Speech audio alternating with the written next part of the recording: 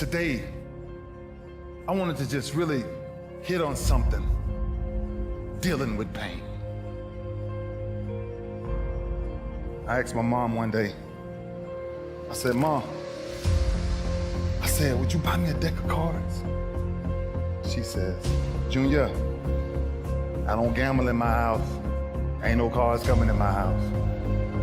I said, Mom, I don't need them for gambling. I don't want them for gambling. I just need a deck of cards, Mom. My mom, for years, from the time I was 4, 5, 6, 7, 8, 9, 10, I never saw a woman take so much physical abuse than the way I've seen my mother beat me every freaking day of my life. But I can't help her because I'm not strong enough. I don't have the muscle to get these men off my mother. My mother's a very high yellow woman, and every time they hit her, she would bleed from her eyes. She would walk around for days with sunglasses on in the house. I said, Ma, I need a deck of cards. Last altercation we got in, my stepfather hit my mama so hard in the face. I called her. And I looked at him with this rage and this pain in my eyes. Like one day. And I took this deck of cards. And I couldn't live in the house, so I had to live in the garage. And after this last altercation we had with this guy, I ran to my garage and I grabbed this deck of cards and I flipped a 7. And I started doing 7 push-ups. I flipped a 6, I did 6. I flipped a 9, I did 9. I flipped a 2, I did 2. I flipped another 9, I did 9. Until I got all the way through the deck. Jack, Queen, King worth 10. Aces, 25s, and Jokers, 50. Until I got sick and tired of what pain felt like in my gut. It didn't even matter to me no more. Because I started shuffling them all over again, and that's when I started doing the sit-ups. Because I wanted to make sure sports wasn't the reason why I started training. It was to make sure man never put his hands on my mama again. And I told my mama, no pain will ever stop me from taking care of you and my brothers and sisters.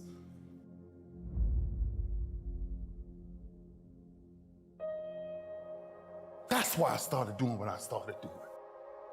Sports was a byproduct of what people started to see.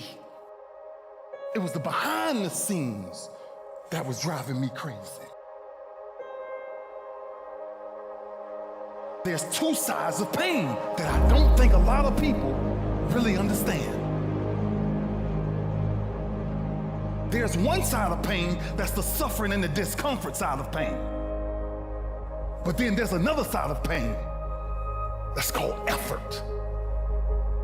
It's called glory. It's called if you can find a way to push through pain, there's something greater on the other side of it. And if you never tap into it, it's because the first time you felt that you backed off. The first time you felt, that burn. The first time you felt that it's too much. And we rationalize with ourselves to where we automatically stop. That's why a bunch of us give up so much in life so quickly. That's why kids have a problem finishing things in today's time. Because as soon as they feel a small bit of discomfort, of things ain't right, they're gone. I can't do it no more. But suppose I told you the greatest pain of my life is the reason I'm standing here today. I dare you to take a little pain. Go through it. You're not gonna die because you're feeling a little pain. You ain't gonna die. At the end of pain is success. Pain is temporary. It may last for a minute, or an hour, or a day, or even a year, but eventually it will subside. and something else will take its place. If I quit, however, it will last forever.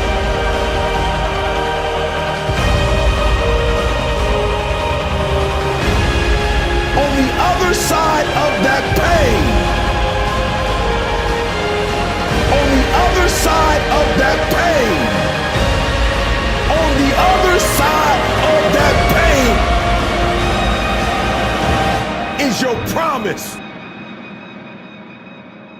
At 10 years old, I picked up these deck of cards.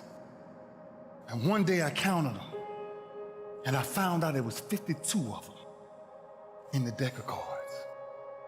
52. And I turned my greatest pain into, in my business, with the greatest achievement ever is the touch of the Lombardi Trophy. 52 cards. And ironically, my number ended up being 52. Ladies and gentlemen, on today's spooktacular show, we are interviewing a man who I would personally consider to be the greatest ghostwriter of all time. What's that in the bushes? I can see it moving. What does he do? This man sits down with A-list celebrities like Denzel Washington, Hold me. Damon John from the FUBU and Shark Tank fame, It's moving. Ray Lewis, the NFL Hall of Fame football player, I don't know. I have a bad feeling about this. legendary high school basketball coach Bob Hurley. He gets to learn their stories. He interviews them. He gets to know them. He gets to learn their voice. And then he turns their interview and their stories into the books that you can find at Barnes & Noble, There, I saw it on there. Amazon, Books A Million. Look at it. The best-selling books Over there. are written by this man. And does his name normally appear on the cover of the book? No, because he is a ghostwriter. Ghostwriter. Hey, who said that? Ghostwriter he is. In due time, take you to him, I will. You guys said that this ghostwriter thing was just a play on words. He's not actually a ghost, right? Paisner. You seek Daniel Paisner.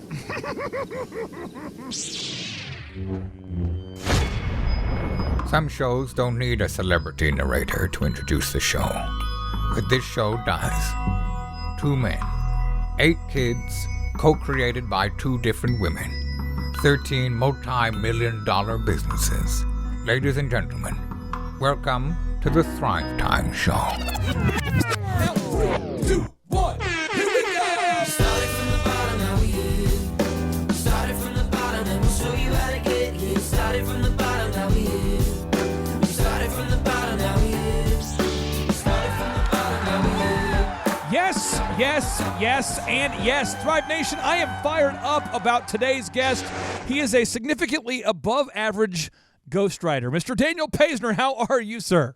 I'm good, Clay. I like that. Significantly above average. I'm going to start using that. Well, you are one of the more humble people that I've ever cyberstalked, and so I would like to call you the greatest ghostwriter of all time, but I can't do that. So I'm just going to say a significantly above average ghostwriter.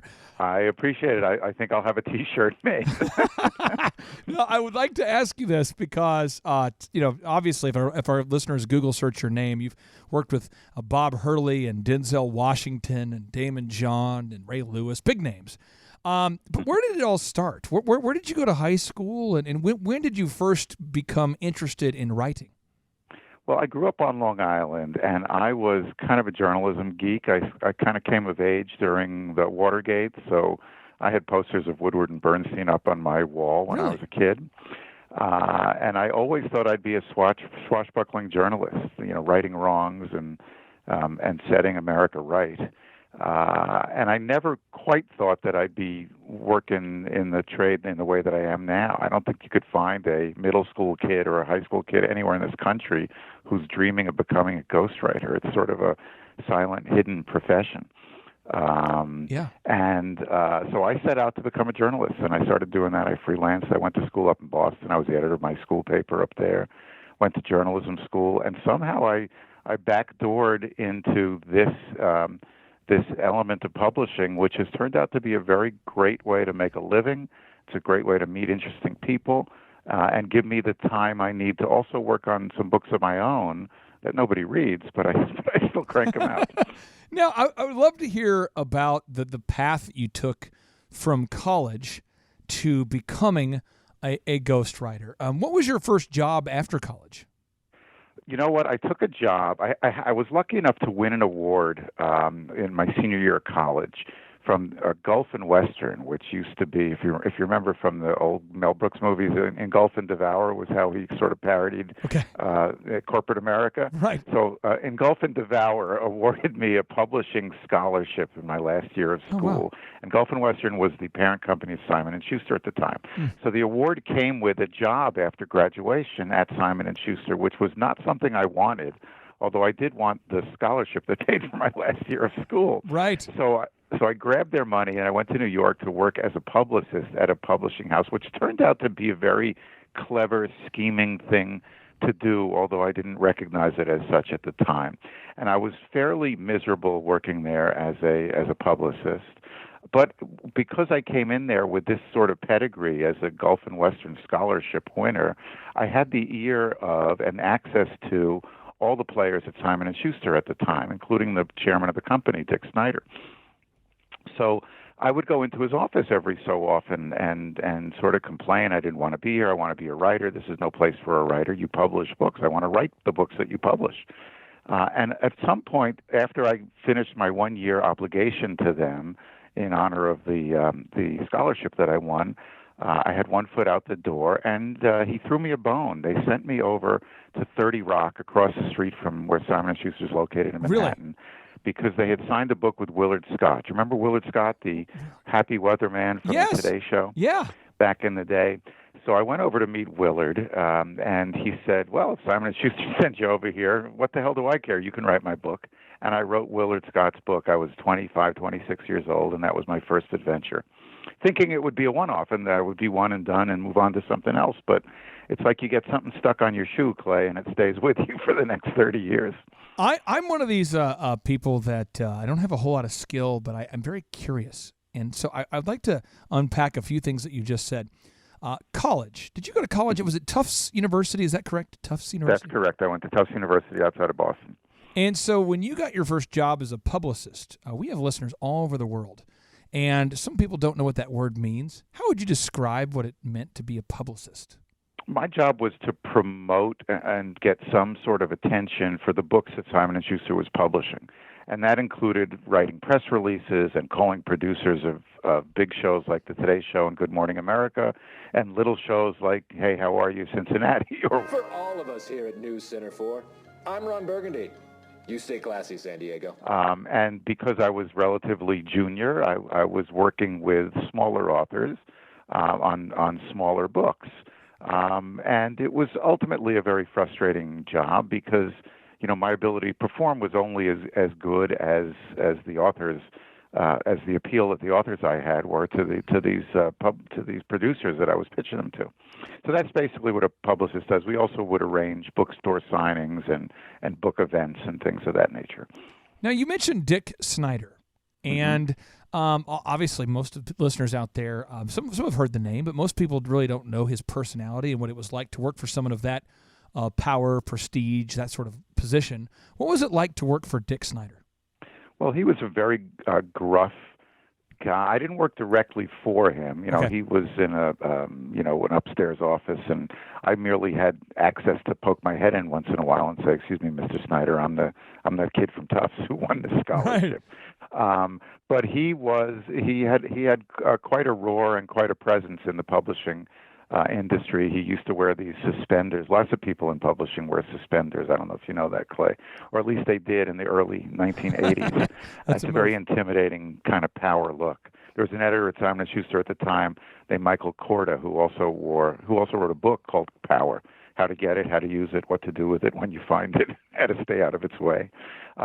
So there were some interesting characters at Simon & Schuster at the time, but I was insulated from them to a degree because I was working in the publicity department, which was on a different floor from the power base. But it was a unique setup because I got to go upstairs and pick his brain every once in a while. Where do you together with his wife? He was married at the time to a woman named Joni Evans, who was the publisher of Simon & Schuster at the time as well. You worked at 30 Rock. Do you still call Manhattan your home or New York your home at this point? I do. Yeah, I live outside the city, but I do go into the city every so often. That's kind of my home base. But I work in an office in my house, often in my underwear. Really? Is that TMI? No, this is interesting because I think this ties into a question I have here. A lot of people ask me. They say, Clay, where do you record your podcast? And at some point, Daniel, have you ever been to Oklahoma? By the way, have you ever been to Oklahoma? I have not been to Oklahoma, although I had a sister who lived and worked there for a little bit. But no, I have not been there. I know it's on your bucket list, and you're still a young man. But if at any point, if you come to Oklahoma for a sod farm tour, a lot of people will come here for our conferences, and they'll say, Clay, where do you record your show? And I live on, it's 17 acres. We call it Camp Clark and Chicken Palace. And if you could imagine like a dive bar with sort of like the patina of a business that's been around for 100 years, a lot of decor, pictures, photos, signed things. That's kind of my man cave, What does your writing space look like? What does that place and that space look like where you sit down to write the things you write? I've carved out a small room off the main floor of my house, and it's lined with bookshelves. And there's a fireplace in there that doesn't work, but it has become a repository for books and stacks of papers. And I kind of cocoon myself in here and work at odd hours when the spirit moves me. I made the mistake. And you're probably old enough to remember this reference, but there was a Dick Van Patten TV show from the 70s and 80s called 8 is Enough. Okay. And he was a kind of stay-at-home journalist, and he had a study. I don't have a study, but he had a study off of the grand dining hall in his home. And that was sort of the fulcrum of all the activity in the house. And one of the 8 children, if they got in trouble, he'd call them into their office for a serious talk. That was always the highlight of each episode.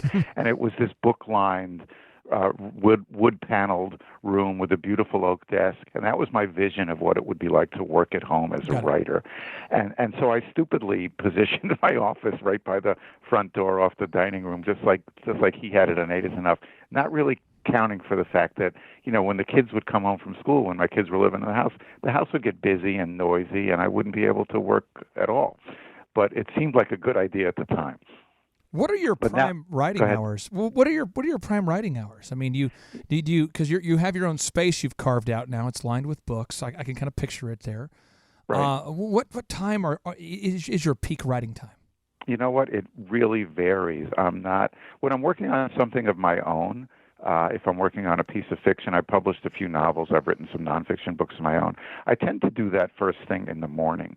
When I'm working on other people's books, there is no such thing as writer's block to me because the story exists. I know what the beginning is, what the middle is, what the end is.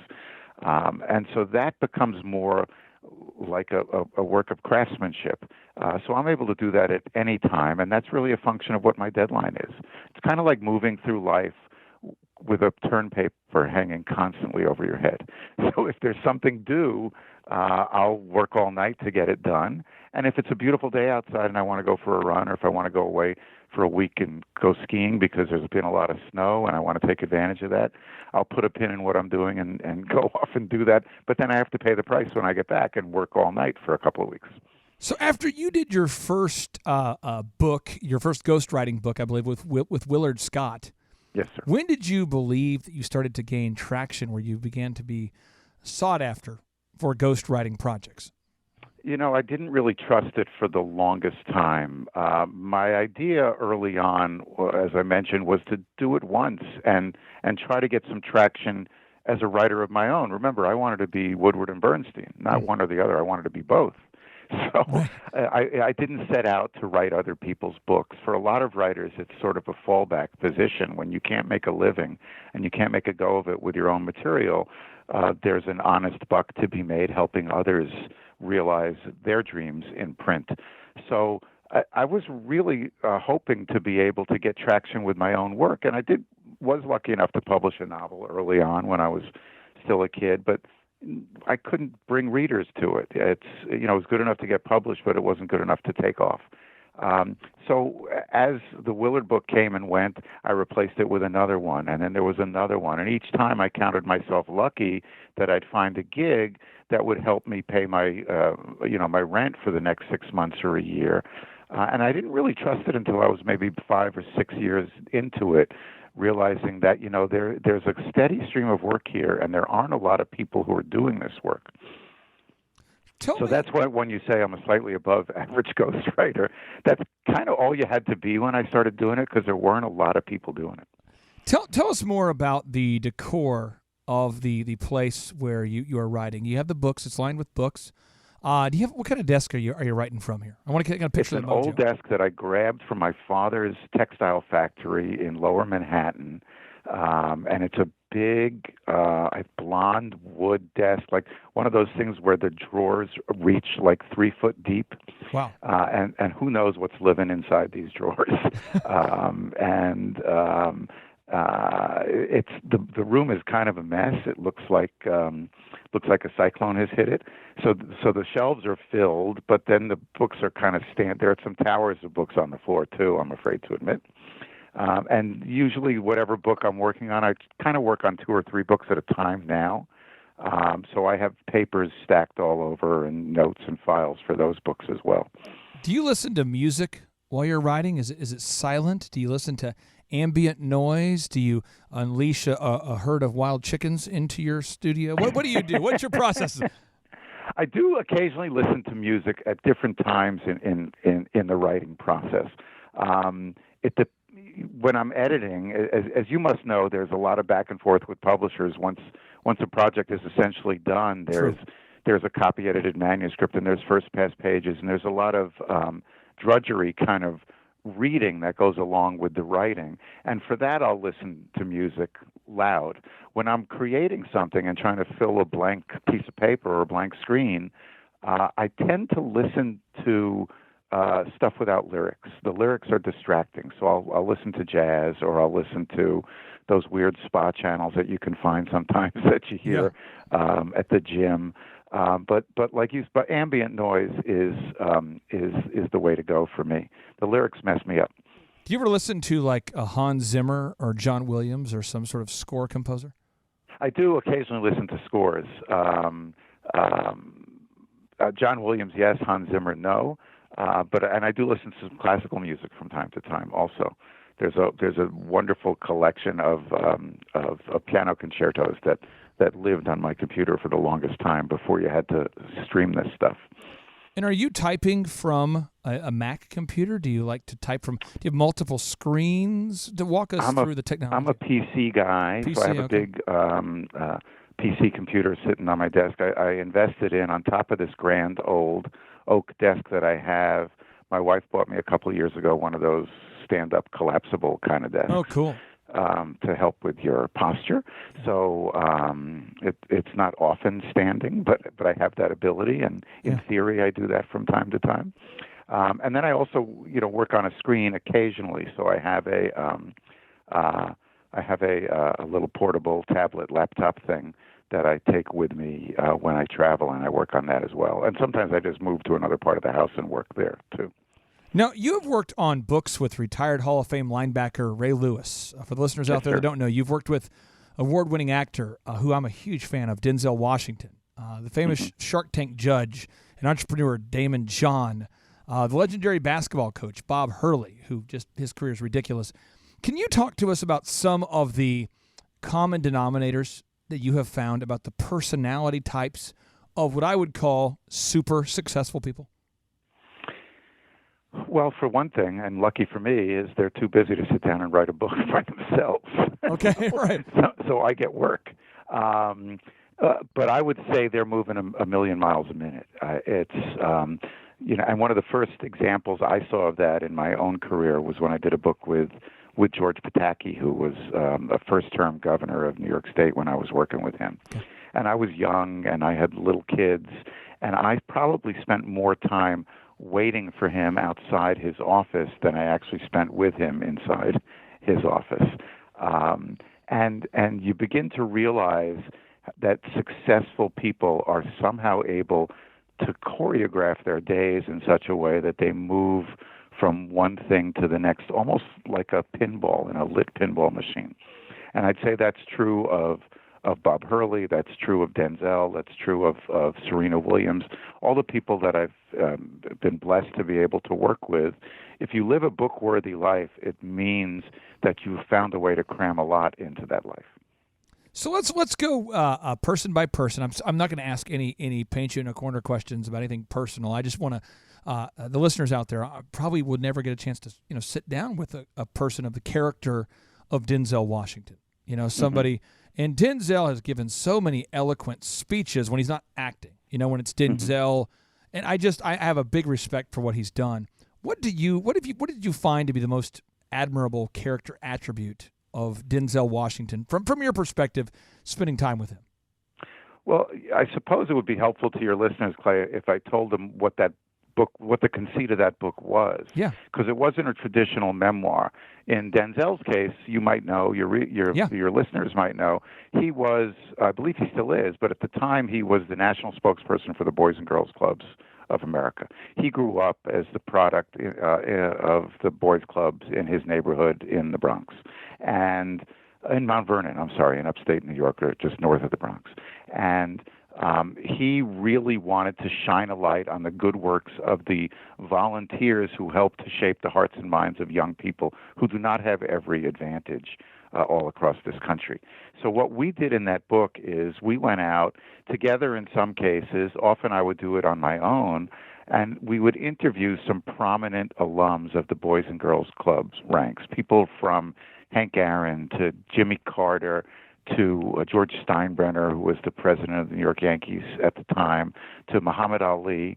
And we collected about Colin Powell. There were about 90 people that we interviewed who all had some connection to the Boys and Girls Clubs. And we asked them to speak about role models, mentors, and influences in their life. So the very nature of this book, I think, reflects on Denzel's character. He did not want to write a book about himself. He wanted to write a book about people lifting others. And the book was called A Hand to Guide Me, and it really became a very successful. It was the kind of book that people gave to their kids on graduation, big ceremonial occasions, because it offered a model for how to give and how to receive help from someone else. You've sat down with so many iconic people, and I want to just go through a couple more because I know our listeners are infinitely curious, and I'm going to get all sorts of email feedback if I don't ask these questions. So Ray Lewis is an iconic character. He's a guy that I subscribed to the NFL package just to watch all of the Ravens games I could possibly watch. And one of our Thrive Time show guests, Justin Forsett, was on the Ravens, where the legendary Ray Lewis played. And I've just heard so many things about Ray Lewis anecdotally from other people. What was he like to sit down with? He has the passion of a preacher and the cadence of a preacher when you speak to him. So the man is all heart. The way he played, the way you saw him play on the field, is kind of the way he goes at life.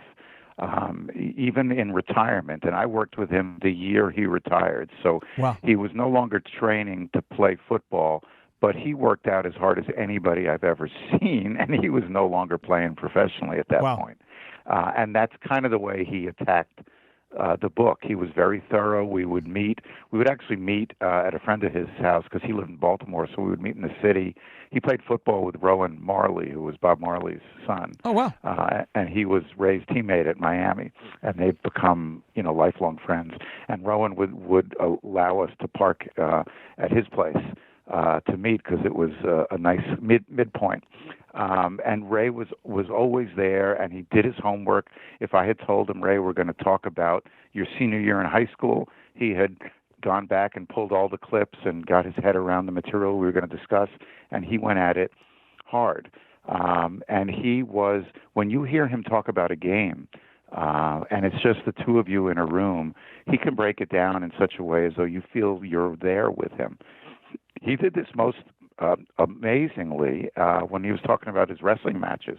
Do you know that he was a national champion high school wrestler, and his plan, his fantasy, or the realistic goal really was to wrestle in college. That's where he was. That's what he was hoping to do. Wow. And when that didn't quite work out, as a fallback, he wound up going to Miami and just embarking on one of the greatest NFL careers ever. How many hours do you typically spend with the person that you are going to collaborate with? When you're doing the researching phase, the gathering phase, the interviewing process. Again, it varies. I try not to run a tape. Most of these books are born through interviews that I capture on tape and then I transcribe. But I try not to run a tape until I spend, a couple of weekends just hanging around with this person and osmosing the ways they live, paying attention to how they look out at the world, paying attention to how they speak, how they interact with their friends, with their family. So I try to be a fly on the wall a little bit and see what they see and think what they think before I bother them with a tape recorder. Got it. You probably notice this when you interview some guests, although maybe not if you're doing some of these interviews by phone like this one. Yeah. But when you present a recording device, it changes the nature of the conversation. Agreed. It becomes an obtrusive measure. And you want to try to eliminate that as much as possible.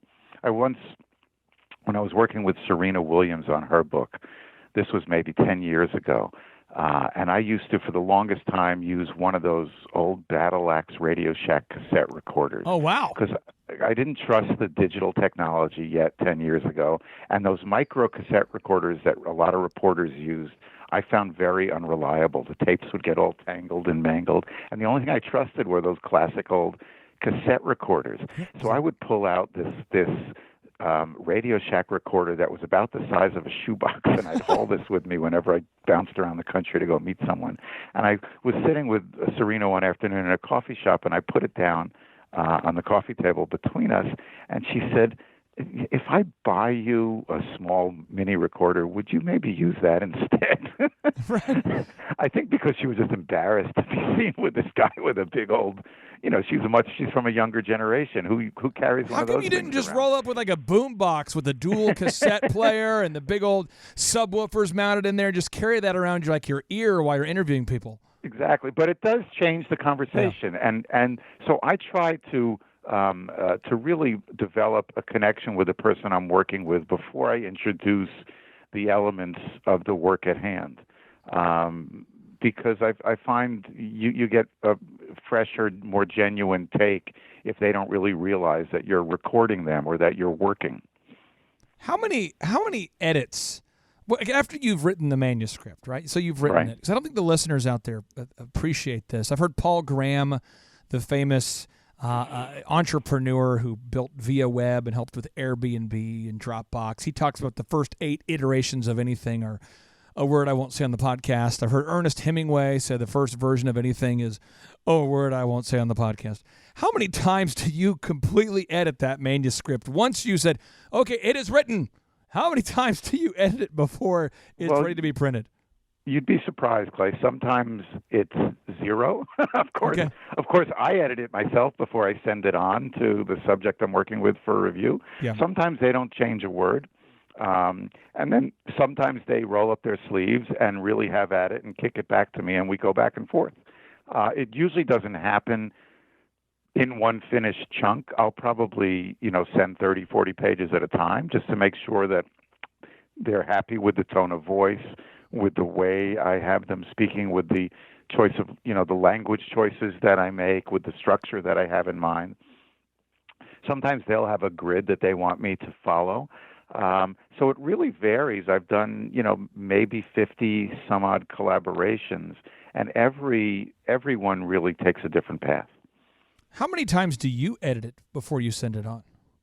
Well, it's different. When I started out, I believe the first couple of books I did were not on the computer. So when you're writing a book on a typewriter, it's a whole different beast. Yeah. So when I'm working in a word processing scenario, before I start work each day, I'll often go back and polish what I've written the day before. So I don't think of that as really revising the whole manuscript at that point. It helps me to get back in the frame of mind that I was in the day before where I left off. I do make changes all the time as I'm creating a manuscript. And of course, now you have the ability, if I'm in chapter 8 or on page 100, I can go back and revisit something I wrote in chapter 2 or 3 that's affected by what I just wrote in chapter 10. So it's a much more fluid process now than it was when I first started doing it. Now, Daniel, I don't expect you to listen to a bunch of our podcasts as preparation for an interview, but I kind of just my background. I'm 38. My partner's 54. He has Dr. Zellner has 3 kids. I have 5, and between the two of us, we've built 13, going on now 14 and 15 multi-million-dollar companies. And people say, well, Clay, I did check you out, Clay. Okay, yeah. Well, people always say, like, Clay, how would you describe yourself? I get asked that a lot at conferences. How would you describe your mindset? And I kind of consider myself as an artist slash entrepreneur. I think I just paint with capitalism. So that makes me impossible it makes it hard for me to stop a project once I've started, because it's not about the money. It's about like making it perfect. Can you talk to me about that? Because I think you are an artist slash entrepreneur too. So you probably have the same problem.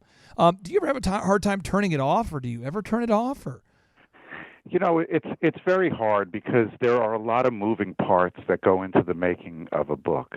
So when I'm in the middle of working on something, I do find that it's bouncing around in my head all the time, to the point where I could be tossing and turning at 3 o'clock in the morning, and I just can't sleep, and I get up and try to set things down on paper. So I kind of know where everything is, and begun to take shape in my mind before it's even down on paper. So I can't imagine I'm all that much fun to be around during those moments. Yeah. Days tend to fly by. Those are really the best times as a writer, when you realize there just aren't enough hours in the day to do what you have to do. You wake up one morning and then all of a sudden you realize it's midnight. Those are kind of fun when you get locked into a zone like that. And that's what happens when there's, you're trying to reassemble the stuff of someone else's life, a life you've only recently become acquainted with, and try to set it all down on paper. So, but then there could be weeks where everything's kind of slow and meandering, and I wouldn't describe my days like that at all. So it all varies. I don't know if that answered your question. No, this is great. I just think the listeners out there, this is one thing, a lot of our listeners out there are just dipping their toe into the world of entrepreneurship. And then other people have just huge businesses, and they say, well, Clay, how many hours a week do you work? And I'm like, well, I woke up at 3 the other night, and I wrote something down on my little yellow tablet, and then I went, took a shower, thought about it then too, and I haven't stopped thinking about it ever. So 100? I mean, you know what I mean? It's like, I'd like to ask you maybe the same kind of question. How long how many hours do you typically have to invest in a book?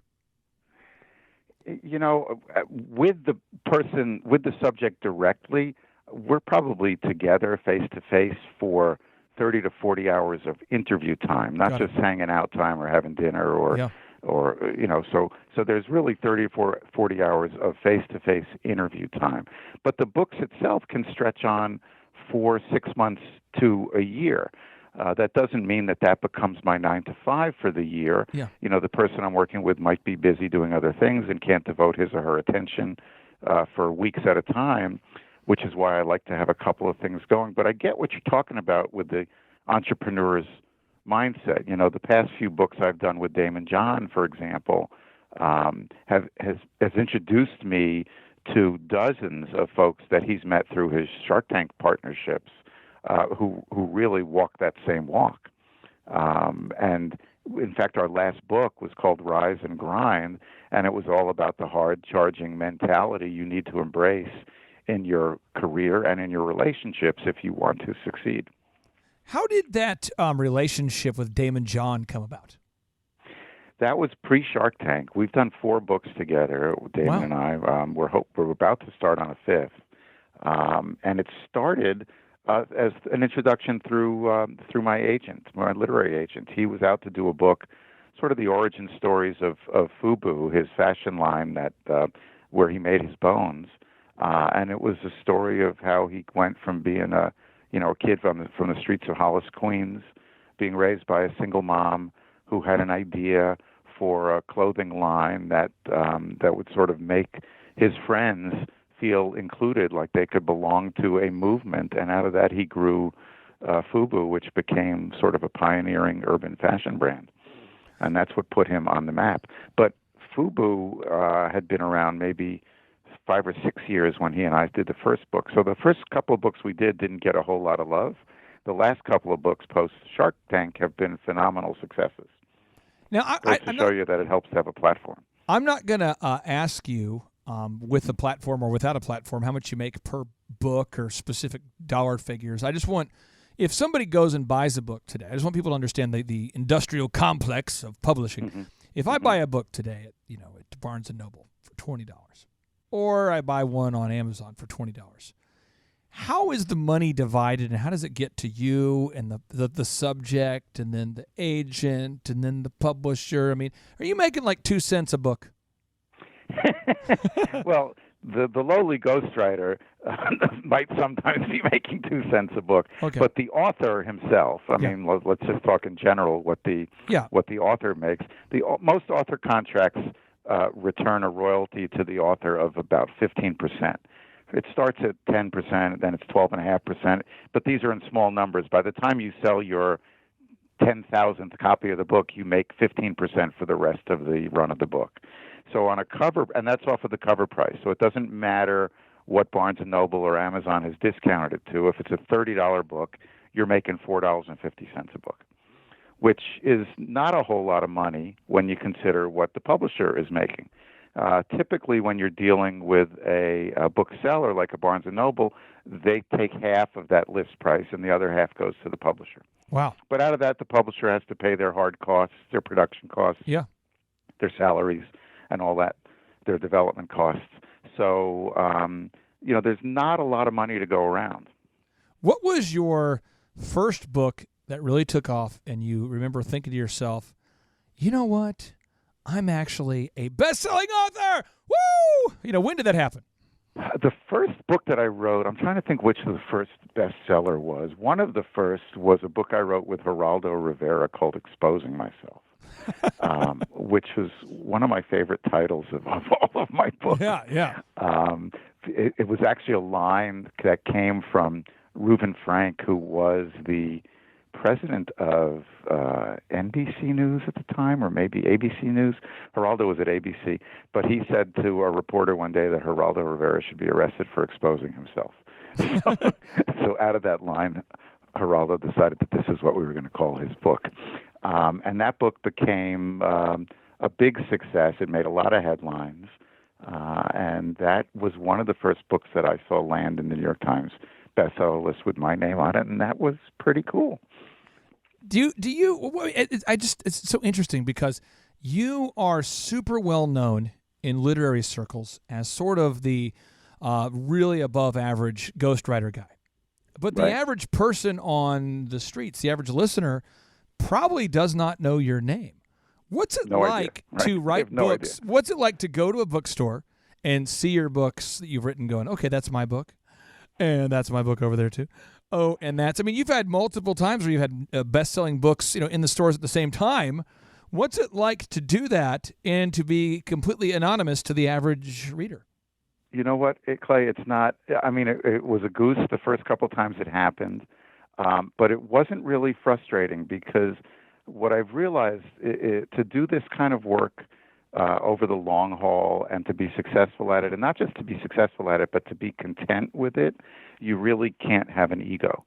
So I don't think of it, like very often I won't get credit on the cover of a book. In fact, from time to time, I'll get offered money to take my name off the book, which is the sweetest deal going in publishing. So you just really can't, or I have not let myself get caught up in the fact that I'm not getting credit in a public way. The people in publishing know what my involvement is. It helps me get work. It's helped me build a sustained career, but it doesn't allow me to, drag my friends or my kids into a bookstore and say, hey, look at me, I'm in the window. But it's never been about that. Now, if it was a book of my own in the window, I'd be doing cartwheels if I knew how to do a cartwheel. But it's for these other books, there's sort of a pride in craftsmanship. I used that word before early in our conversation. It does feel more to me like a craft than an art. And I suppose I feel the same way that a cabinet maker might feel when he goes to visit somebody in their home, and he's built them a beautiful set of bookshelves that they get to enjoy on a daily basis, and he hasn't seen until he visits them 5 years later and sees how they live with this little piece of artwork and craftsmanship that he's provided with them. So I kind of feel more like that, and I don't feel the need to go and crow and say, hey, look at me, look at the book that I've done. However, that said, I will tell you that it is my fantasy, as yet unrealized. Okay. So maybe some of your listeners will help me out Here we on go. this. It's my fantasy to sit down on a plane next to somebody reading my book.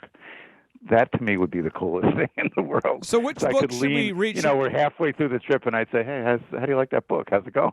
Should we read? Should we all go pick up a copy of Scratching the Horizon: A Surfing Life? Oh, that would make me happy, and that would make Your my name's friend on the Izzy cover of Pascowitz that one. happy. Your name's on the cover of that one. Which book do you want us to get right now? Because Andrew is going to buy it right now on Amazon, and I bet I have enough influence that maybe 2 or 3 other people will also buy these books. So what is the book right now that we all need to Well, buy? I'll tell you the names of a couple books that don't get a lot of love, and they're my very favorite books. I'm buying and them all right now. This is nothing against the name above the title people that I work with who have become friends of mine and I've come to admire in new ways after working with them. But I really do love working with ordinary people who've done or seen or experienced something extraordinary. To me, that is much more gratifying than working with somebody who's had a microphone or a camera in their face for their entire lives. They've told the same stories over and over again. But if I work with somebody for whom this is brand new, the material I'm able to pull from their lives and set between hardcovers is so much richer. And to me, it's a much more rewarding experience. So one of the books you just mentioned is a book called Scratching the Horizon. And I wrote that with a gentleman named Izzy Pascowitz, who is a legendary surfer. He's from a famous California surf family. He grew up off the grid. His father was this nutty doctor, a Stanford-trained doctor, who decided to raise his 9 children in a camper. No school, no nothing, and they just bounced around the California coast at first and then all over the country and even to Israel. And all these kids did all day was surf. Izzy, I'm buying the book right now. We're buying the book right on Amazon, right? We bought it. We just bought it. We're going to make sure we're going to leave an objective review after we devour the book. That will happen. What's the next book? The next book, which your listeners should really spark to, is a book that I wrote with a Holocaust survivor. Her name is Christina Higer, and she survived for 14 months during the war in a sewer in Lvov, Poland, with initially with a group of 20 Jews. Only 10 survived the war. She survived with her whole nuclear family. She was 7 years old when she came out of the sewer for the first time after 14 months. Wow. And that book is called The Girl in the Green Sweater. She wore the same green sweater that her grandmother knitted for her before the occupation. Is that a movie?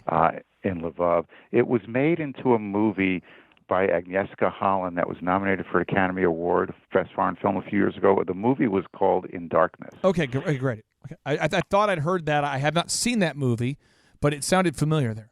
It's quite a story. She's a remarkable woman. She never really spoke about her story until she sat down with me. And when I asked her about that, she emigrated to Israel after the war, where she and her family settled, and she never talked about it from that point forward until she was an older woman. And I said, why didn't you share this story with other people? And she says, everybody has a story. We are all here because we have our stories. And she didn't want to burden anybody with her story. So to me, that was a great honor to be able to help her set her book down between hardcovers and put it out into the world. Well, so that's another one your listeners should grab. We are picking up that book. We're picking up both books. We just bought it. Okay, second confirmed Amazon purchase. We got Amazon Prime. Big ball in here. Buying the books, getting it done. If you're out there listening, decide right now, which book do you want to get? Scratching the Horizon, The Girl in the Green Sweater. We wouldn't question your Americanism if you don't buy this book from Daniel Paisner, but we would say, maybe you should buy it. Maybe you should forego the regrettable purchases at your local convenience store this week. Maybe a hot dog you shouldn't have, or some coffee, or a Starbucks beverage. You go ahead and just purchase one of those 2 books right now. Now, I have 3 final questions for you. I want to respect your time here, but I'm really just fascinated with this. You're a guy who's very proactive. You're this craftsman. I kind of consider you as an artist meets entrepreneur. We could agree on craftsman. Okay. How do you organize your day? Like what on a typical day, like what time do you wake up and how do you organize the first 4 hours of your day? It's a fluid thing, Clay. It really has to do with what's driving me and what's on my plate at that moment. So I am also a famous and fabulous procrastinator. So Really? I love to play hooky. So I happen to write quickly and efficiently. And if you promise not to share this secret with any of the people I'm No, just working with about or a any of the half million publishers I'm downloads. working That's with, it. About a half million. I downloads. often overestimate how long things are going to take me, and I'm able to do that because the convention is that it takes a long time. I don't need as much time as they give me on these deadlines. So as long as I can meet the deadlines, I can find there's a lot of elastic in my days. So at different points in my life, I've had different pursuits. When I started out writing, I also started running. I became a marathoner when I was in my late 20s. So as you can imagine, you need to put in a lot of road work to prepare for a marathon. You need to run 50, 60 miles a week for the 20, 30 weeks leading up to the marathon. So that filled a lot of my days. When my knees were shot, then I started kayaking or I started playing racquetball. These days I ski a lot. So I'll find any excuse to put down my pen and go outside and do something as long as I know that I can meet the deadline. I've never missed a deadline. So my days are all looking kind of different. But again, like I mentioned, the stuff of my own that I work on, I kind of need to be fresh. First thing in the morning, no distractions, before I read the paper, before I see my kids, before I see my wife. And the other stuff is more workmanlike. And I'm able to do that at any time. I grab whatever time I can. And what time do you typically like to wake up? You know what? I would love, if I could wake up at 7:30 every morning and feeling refreshed from a good night's sleep, that would be ideal. The problem is when I'm tossing and turning, when I'm assembling the stuff of someone's life, like I told you, it often feels like to me, and I can't sleep, and I'm thrown out of bed at 3 or 4 in the morning to work, then I have no choice in the matter. But I will tell you, when those days happen and it's 7:30 in the morning and I've already put in 3 or 4 hours of work, that kind of feels great when it's 7:30 in the morning and you know that you've made that kind of headway. Now, my final 2 questions for you are Yes, this. sir. You've had so much success, yet you're a guy who would take time out of your schedule to share your wisdom or your advice or the things you've learned with an audience of 500,000 people. What still motivates you today? What's your big thing you're working on here in the next 12 months? Or what's your big passion projects? Well, I have books of my own that I'd love to write, and I'd love for them to find a wide readership. So I just published a novel 2 years ago with an independent press outside of D.C., which was my passion project for the longest time until I found a way to put that out into the world. And now I'm working on another one. The deal I made with myself early on in the Willard Scott days of my career was I would write one of theirs and one of mine. Got it. And that would be the balance. But it didn't really work out that way. I've written 60 of theirs and 5 of mine. So sometimes you need to pay the orthodontist bill. Or sometimes, I got a daughter who's getting married and you got to deal with that, or college tuition bills. And life gets in the way of what your plans are. So my goal now, my dream now is to maybe get to a place in my career where the books of my own can speak for themselves and can throw off the kind of living I need to keep ahead of my expenses.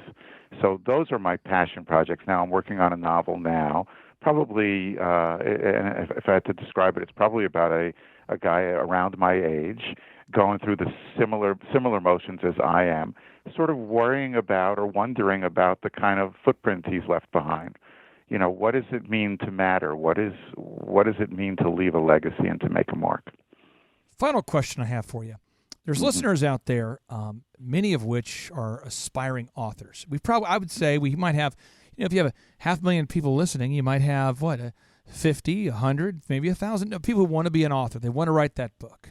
What advice would you have for anybody out there that wants to be an author as a profession, and they've just run into some rejection, and maybe they haven't read about the lives of a lot of authors who've also been rejected. What advice would you give to the aspiring authors out there? I believe there's a many-pronged approach here, Clay. The first thing is to read like crazy. You need to have a voracious appetite as a reader if you're going to be a writer. You need to kind of have a template and understand what's possible, what people have an appetite for, what writers have been able to do successfully, what kind of experiments as writers have failed miserably. You just need to immerse yourself into as much of the written word as you can. The other thing you need to do is write and ignore any rejection that comes your way. You are writing for an audience of one, and that one is you. And if you write something that pleases you and satisfies you, then that's a successful day of writing. If you can bring someone else on board and have them get something from what you've written, then that's a bonus. That's really gravy. But I think you need to start with satisfying that audience of one and not worrying about how you're going to extract a living. Don't worry about the commercial side of things. In my case, a lot of writers, especially when I started doing this, there was something pejorative about being a ghostwriter. I mean, it was sort of a back door into a writing life. And I think that's changed over the years. I was never writing my own stuff. I was never working in service of my own ideas. But what I told myself was, it's really no different than a struggling actor waiting tables to make a living until he gets his big break. It just so happened that my version of waiting tables allowed me also to stitch words together, something that I was good at, something that came easily to me. So it was writing of a kind, and it was a way for me to make my bones while I was waiting to make a splash as a writer in my own right. Daniel, so I would tell your listeners just to write and read as much as they can. Write and read as much as you can. Daniel, you have just been a blessing to have on the show. I got nervous today. I'm like, oh no, I hope I don't screw this up. This guy's so good. Thank you so much for being here. This is a great interview, Clay. I really enjoyed it. I'm glad you found me. And I really enjoyed spending some time with you. Well, we're going to try to sandwich the release of this somewhere between Wolfgang Puck and the founder of Ritz-Carlton. So we're trying to put you right in their book. We're going to put you on the bookshelf between two greatest of all times. And in my mind, you are the greatest of all time in the space of ghostwriting. So thank you so much again, sir. I appreciate it. Clay, can I sneak in two quick plugs for books of my own that are coming out? Do it, yeah. Two of my books were out of print. And the Authors Guild one has this wonderful back-in-print program that they initiated a few years ago. One is a novel called Morning Wood that's going to be available this month. Okay. And one is a nonfiction book about the baseball that Mark McGwire hit for his 70th home run. It's called The Ball, Mark McGwire's 70th home run in the marketing of the American Dream. And it's all about the aftermath of that 1998 baseball season for those of your listeners who are baseball fans who might remember that ball was sold at an auction for $3.05 million. What? So those books will both be out in new editions later this month. Well, congratulations. I know that's because feel great to have those big projects completed in a way that you're proud of. Well, thanks for taking the time and shining a light on what I do, and I enjoyed visiting with you, Clay. All right, well, you take care. If you are out there today and you feel like you have this big goal, right? You have this big goal, this big dream, and you're striving to achieve it, but you don't know where to start. The reason why I like to interview these huge success stories and then ask them where they started is because I want to make it real for you. I know that you have the capacity and the tenacity to achieve your dreams. So as an action item today, I'd encourage everybody to get out a sheet of paper, a journal, a notebook, something you're going to see every day. Maybe get out a mirror and write on there where you want to be 3 years from today. 3 years from today. And then on that same sheet of paper, that same journal, that same mirror, wherever you're going to see it every day, write down what are the daily action steps that you need to take every single day to get you 0.5% closer to that goal, or maybe 0.1% closer to that goal. Because it's the compound interest of taking those daily action steps that's going to create the foundation for the success that you want to achieve. It's not one big event. You're not going to go viral on YouTube and all of a sudden have a book deal. You've got to sit down and block out time into your calendar if you want to be an author for daily writing. Just like Daniel talked about, you got to block out time every day to practice your craft. And that's how you become good, and then how you become better, and then how you become significantly above average. And then that's how you'll become eventually the greatest ghostwriter of all time. My name's Clay Clark. We like to end each and every show with a boom. And so now without any further ado, here we go. 3, 2, 1, boom.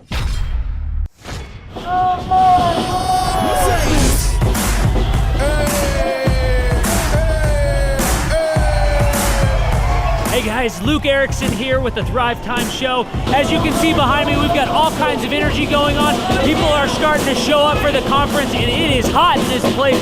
We got grill guns over here. We've got people playing the drums. We've got a fire breather, and man, people are so excited as they come in. Gentlemen, let me introduce you to the grill gun. Hi, I'm Bob Healy. I'm the inventor of the grill gun and the sous vide gun. Tim Tebow is coming to Tulsa, Oklahoma, June 27th and 28th. We've been doing business conferences here since 2005. I've been hosting business conferences since 2005. And a lot of people, have followed Tim Tebow's football career on the field and off the field. And off the field, the guy's been just as successful as he has been on the field. Now, the big question is, JT, how does he do it?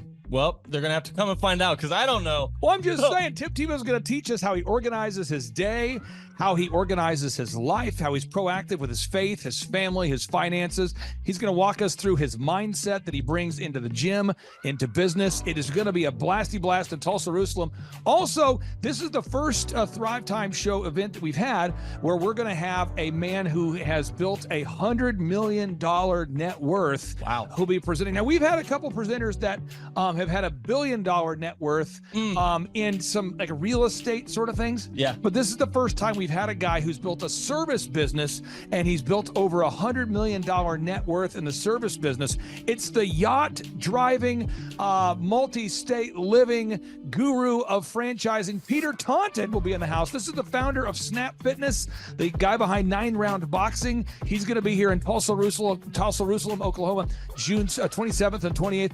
JT, why should everybody want to hear what Peter Taunton has to say? Oh, because he's incredible. He's just a fountain of knowledge. He is awesome. He has inspired me listening to him talk. And not only that, he also has, he practices what he teaches. So he's a real teacher. He's not a fake teacher like business school teachers. So you got to come learn from him.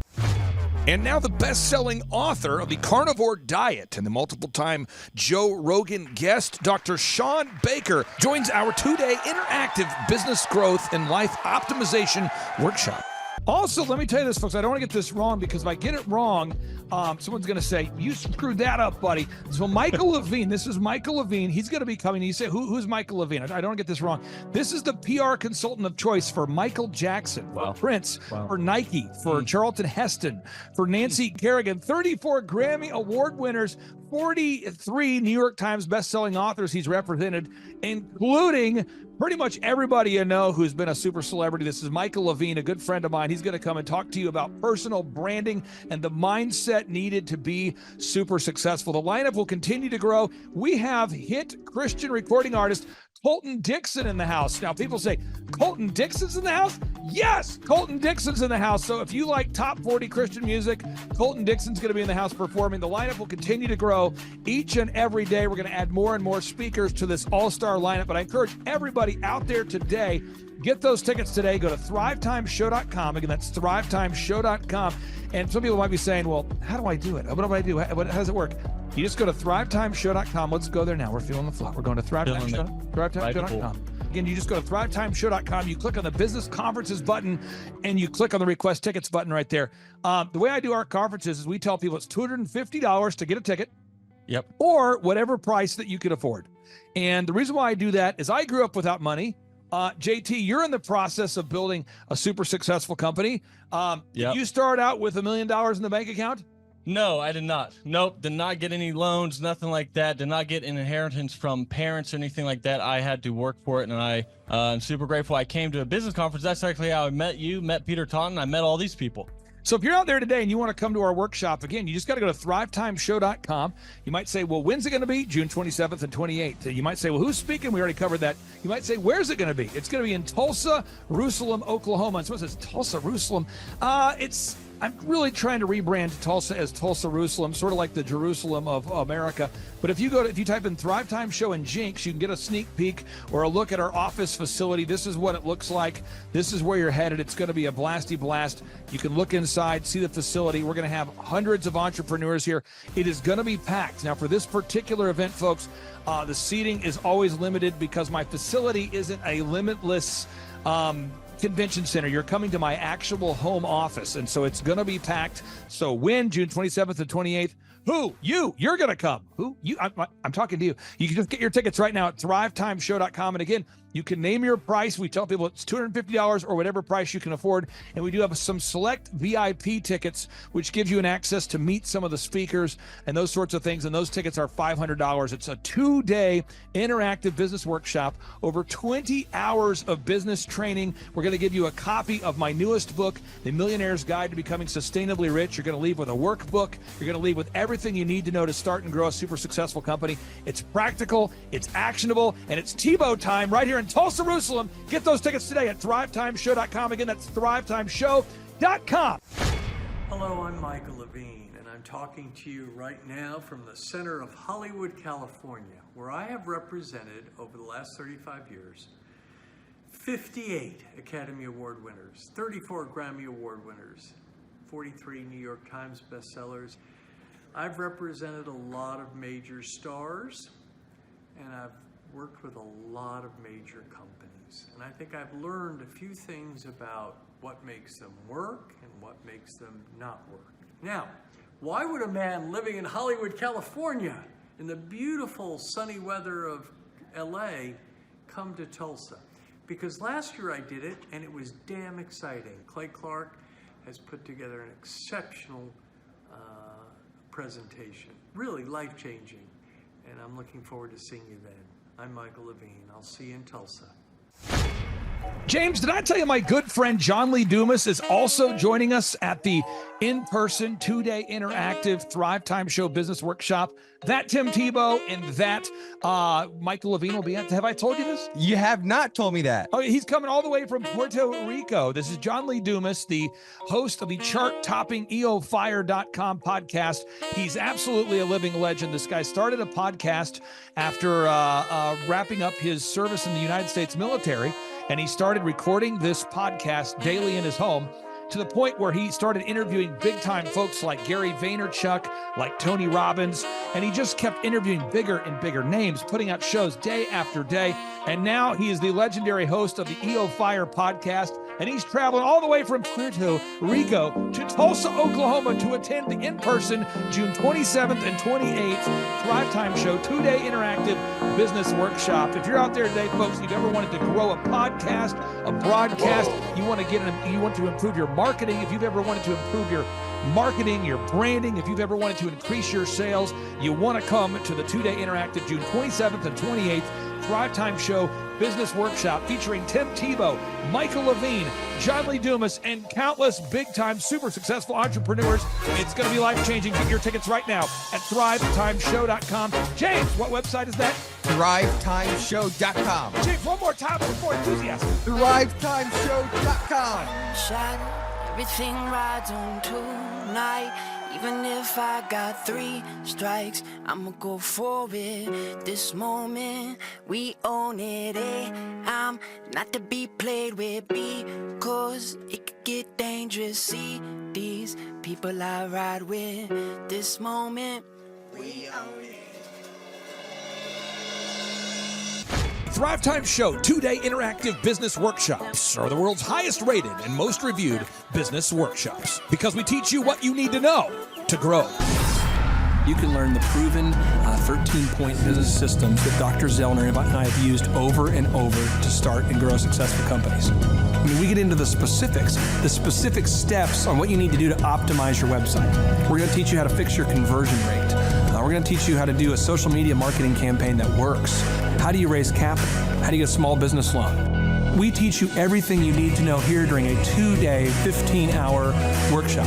It's all here for you. You work every day in your business, but for 2 days you can escape and work on your business and build these proven systems so now you can have a successful company that will produce both the time freedom and the financial freedom that you deserve. You're going to leave energized, motivated, but you're also going to leave empowered. The reason why I've built these workshops is because as an entrepreneur, I always wish that I had this. And because there wasn't anything like this, I would go to these motivational seminars, no money down, real estate, Ponzi scheme, get motivated seminars, and they would never teach me anything. It was like you went there and you paid for the big chocolate Easter bunny, but inside of it, it was a hollow nothingness. And I wanted the knowledge, and they're like, oh, but we'll teach you the knowledge after our next workshop. And the great thing is we have nothing to upsell. At every workshop, we teach you what you need to know. There's no one in the back of the room trying to sell you some next big get-rich-quick, walk-on-hot coals product. It's literally, we teach you the brass tacks, the specific stuff that you need to know to learn how to start and grow a business. And I encourage you to not believe what I'm saying, and I want you to Google the Z66 auto auction. I want you to Google elephant in the room. Look at Robert Zellner and Associates. Look them up and say, are they successful because they're geniuses, or are they successful because they have a proven system? When you do that research, you will discover that the same systems that we use in our own business can be used in your business. Come to Tulsa, book a ticket, and I guarantee you it's going to be the best business workshop ever, and we'll even give you your money back if you don't love it. We've built this facility for you, and we're excited to see you. And now you may be thinking, what does it actually cost to attend an in-person 2-day interactive Thrive Time Show business workshop?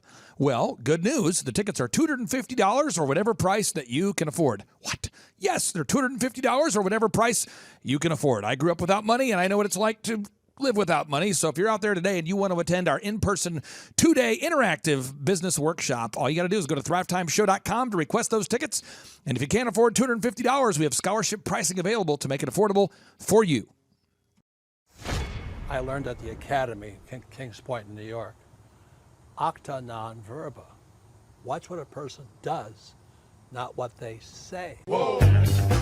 Good morning, good morning, good morning. Robert Kiyosaki, the Rich Dad Radio Show. Today I'm broadcasting from Phoenix, Arizona, not Scottsdale, Arizona. They're close, but they're completely different worlds. And we have a special guest today. Definition of intelligence is if you agree with me, you're intelligent. And so this gentleman is very intelligent. I've done this show before also, but very seldom do you find somebody who lines up on all counts. And it's a Mr. Clay Clark. He's a friend of a good friend, Eric Trump. But we're also talking about money, bricks, and how screwed up the world can get in a few and a half hours. So Clay Clark is a very intelligent man, and there's so many ways we could take this thing. But I thought, since you and Eric are close, Trump, what were you saying about what Trump can't, what Donald, who's my age, and I can say or cannot say? First of all, I have to honor you, sir. I want to show you what I did to one of your books here. There's a guy by the name of Jeremy Thorne, who was my boss at the time. I was 19 years old, working at Faith Highway. I had a job at Applebee's, Target, and DirecTV. And he said, have you read this book, Rich Dad, Poor Dad? And I said, no. And my father, may he rest in peace, he didn't know these financial principles. So I started reading all of your books and really devouring your books. And I went from being an employee to self-employed to the business owner to the investor.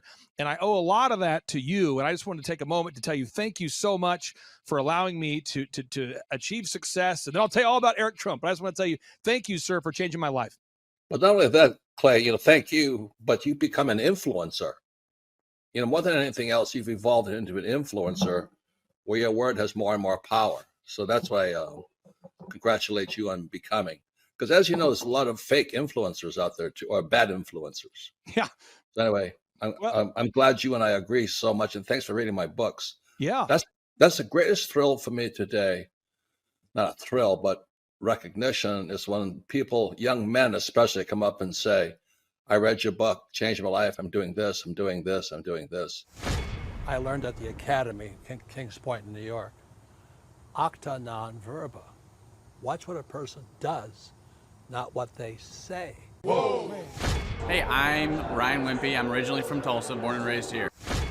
I went to a small private liberal arts college and got a degree in business, and I didn't learn anything like they're teaching here. I didn't learn linear workflows. I learned stuff that I am not using, and I haven't been using for the last 9 years.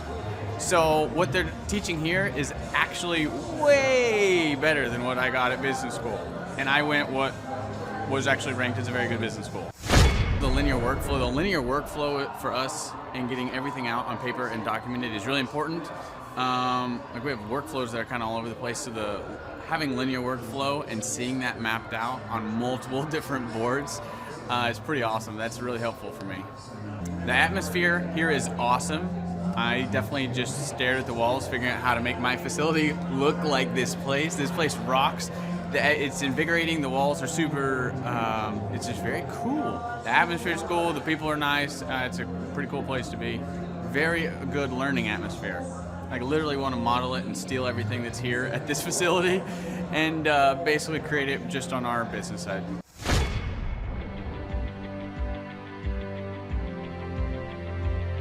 Once I saw what they were doing, I knew I had to get here at the conference. This is probably the best conference or seminar I've ever been to in over 30 years in business. You're not bored. You're awake, alive the whole time. It's not pushy. They don't try to sell you a bunch of things. I was looking to learn how to just get control of my life, my schedule, and just get control of the business. Planning your time, breaking it all down, making time for the F6 in your life, and just really implementing it and sticking with the program. It's really lively. They're pretty friendly, helpful, very welcoming. I attended a conference a couple months back, and it was really the best business conference I've ever attended. At the workshop, I learned a lot about time management, really prioritizing what's the most important. Biggest takeaways are, you want to take a step-by-step approach to your business. Whether it's marketing, what are those 3 marketing tools that you want to use, to human resources. Some of the most successful people and successful businesses in this town, their owners were here today because they wanted to know more from Clay, and I found that to be kind of fascinating. The most valuable thing that I've learned is diligence. That businesses don't change overnight. It takes time and effort, and you got to go through the ups and downs of getting it to where you want to go. He actually gives you the roadmap out. I was stuck, didn't know what to do, and he gave me the roadmap out step by step. We've set up systems in the business that make my life much easier, allow me some time freedom. Here you can ask any question you want. They guarantee it'll be answered. This conference motivates me and also give me a lot of knowledge and tools. It's up to you to do it. Everybody can do these things. There's stuff that everybody knows, but if you don't do it, nobody else can do it for you. I can see the marketing working, and it's just an approach that makes sense. Probably the most notable thing is just the income increase that we've had. Everyone's super fun, it's super motivating. I've been here before, but I'm back again because it motivates me. Your competition's going to come eventually, or try to pick up these tactics. So you better, if you don't, somebody else will. I'm Rachel with Tip Top Canine, and we just want to give a huge thank you to Clay and Vanessa Clark. Hey guys, I'm Ryan with Tip Top Canine. Just want to say a big thank you to Thrive 15. Thank you to Make Your Life Epic. We love you guys, we appreciate you, and really just appreciate how far you've taken us. This is our old house, right? This is where we used to live a few years ago. This is our old neighborhood. See? It's nice, right? So this is my old van and our old school marketing, and this is our old team. And by team, I mean it's me and another guy. This is our new house with our new neighborhood. This is our new van with our new marketing, and this is our new team. We went from 4 to 14, and I took this beautiful photo. We worked with several different business coaches in the past, and they were all about helping Ryan sell better and just teaching sales, which is awesome, but Ryan is a really great salesman. So we didn't need that. We needed somebody to help us get everything that was in his head out into systems, into manuals and scripts, and actually build a team. So now that we have systems in place, we've gone from 1 to 10 locations in only a year. In October 2016, we grossed 13 grand for the whole month. Right now it's 2018, the month of October. It's only the 22nd. We've already grossed a little over 50 grand for the whole month, and we still have time to go. We're just thankful for you, thankful for Thrive and your mentorship, and we're really thankful that you guys have helped us to grow a business that we run now instead of the business running us. Just thank you times 1,000. So we really just want to thank you, Clay, and thank you, Vanessa, for everything you've done, everything you've helped us with. We love you guys.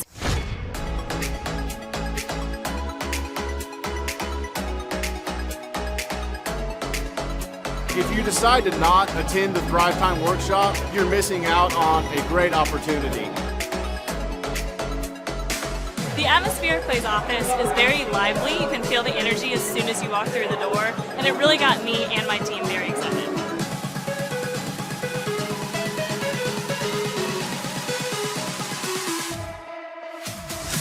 If you decide not to come, you're missing out on an opportunity to grow your business. Bottom line. Love the environment. I love the way that Clay presents and teaches. It's a way that not only allows me to comprehend what's going on, but he explains it in a way to where it just makes sense. The SEO optimization, branding, marketing. I've learned more in the last 2 days than I have the entire 4 years of college.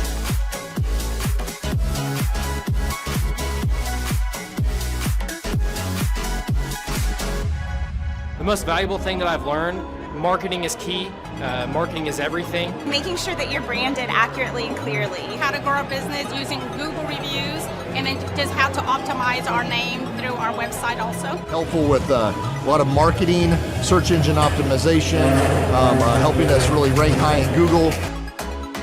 The biggest thing I needed to learn was how to build my foundation, how to systemize everything and optimize everything, build my SEO. How to become more organized, more efficient. How to make sure the business is really there to serve me as opposed to me constantly being there for the business. New ways of advertising my business, as well as recruiting new employees. Group interviews, number one. Before we felt like we were held hostage by our employees. Group interviews has completely eliminated that because you're able to really find the people that would really be the best fit. Hands-on how to hire people, how to deal with human resources, a lot about marketing, and overall just how to structure the business, how it works for me, and also then how that can translate into working better for my clients. The most valuable thing I've learned here is time management.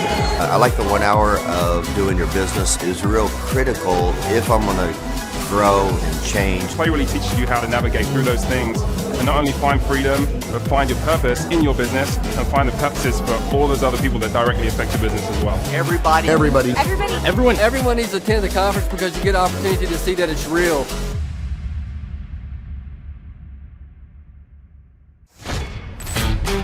Hey, Flyover family, come join us June the 27th and 28th, 2024 in Tulsa, Oklahoma. We're going to be there with Clay Clark and an amazing group of individuals that have made such a difference in so many people's lives. Do you want to increase your production in a job? Do you want to make more sales? Do you want to own your own business? Do you want to have breakthroughs financially? The key to that is knowledge.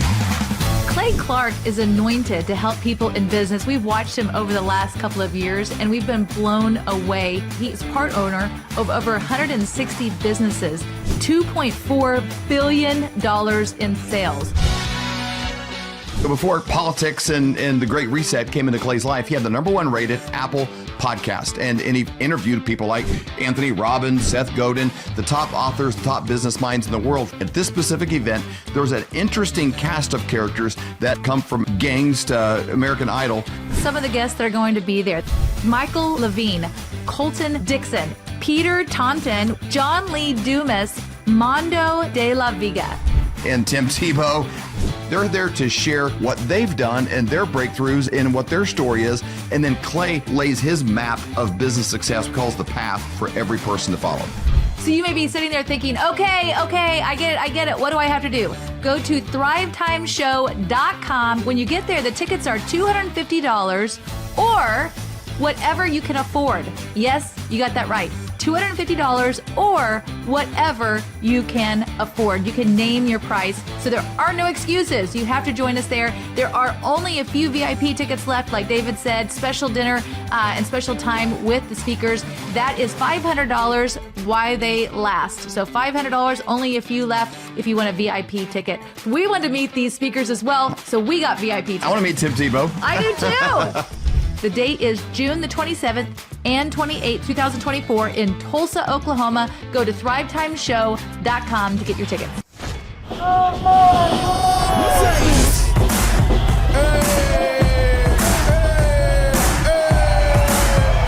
Hey guys, Luke Erickson here with the Thrive Time Show. As you can see behind me, we've got all kinds of energy going on. People are starting to show up for the conference, and it is hot in this place. We got grill guns over here. We've got people playing the drums. We've got fire breathers, and man, people are so excited as they come in. The conference is kicked off. This house is packed. We've got Aaron Antis with Shotguns up there. We've got Steve Currington with Total Lending Concepts up there talking about what is possible when you just implement, when you do the proven system. It's so exciting. People are going crazy. Now, Michael Levine, writer of many, many PR books, the man who represented people like Michael Jackson, Barbra Streisand, and George Bush. He's speaking to the people here at our conference, talking about branding. One of the greatest branding experts alive today is here at our conference, talking to entrepreneurs. We just wrapped up day one. It was incredible. We had some remarkable speakers. Michael Levine. We just finished with a lady named Jill Donovan, who owns a company called Rustic Cuff, talking about the power of the Dream 100. I cannot wait to see what tomorrow holds.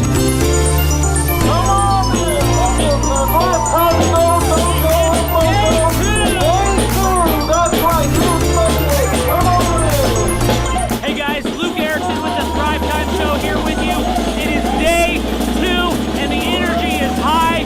People are so excited to be showing up. The team is ready. Come on, let's see what it's like to go on in for day 2. Follow me.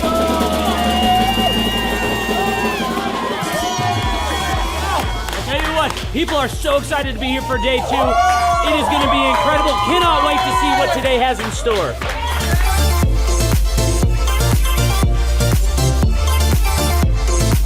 Right now, here at the conference, we've broken into groups going over search engine optimization. And I know for most of us, myself included, if you hear that term, you go, what is that? What does that mean? That's too techie for me. Well, our experts are breaking it down for people so that you can clearly understand how to come up top in Google. It's doable. It's possible. Now we're in the middle of a break, and what we like to do is we like to give you as much tangible and relevant information from about the start of the hour for 45 minutes. Then we take approximately a 15-minute break to allow people to connect with other entrepreneurs around them, bathroom breaks, and also use this time to just really digest all of the good information that you're receiving the whole time. Right behind me, we've got Bob with his grill gun, melting an ice sculpture. It is awesome. The ice sculpture represents our life, right? It's here for a time, but we all need to have the sense of urgency to implement the things that we're learning so that we can make the most of the time that we have.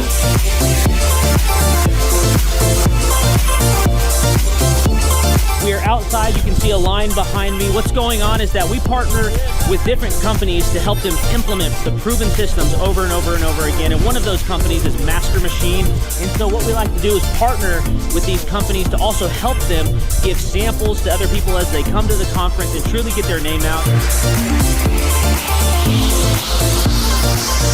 I just wanted to recap some of the amazing things that have happened today. We've had entrepreneurs like Paul Hood with Hood CPAs.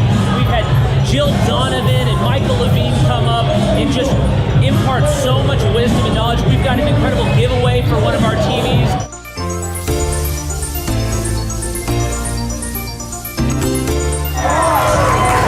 Hey there, Thrive Nation. One of the things that we love most about our business conferences is that we want every entrepreneur to leave with their questions answered. So what we do is we let them put the questions up on the board here so that they can ask their specific questions, and Clay will not end the conference until every question is answered.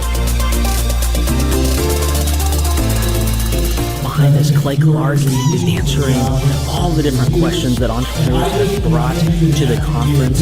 Whenever someone comes here and starts to hear this information, especially for the first time, it just brings about so much anticipation of wanting to actually implement the proven systems and processes. And so Clay always wants to make sure that he answers all of their questions so that they are the most set up for success to be able to go home and start implementing.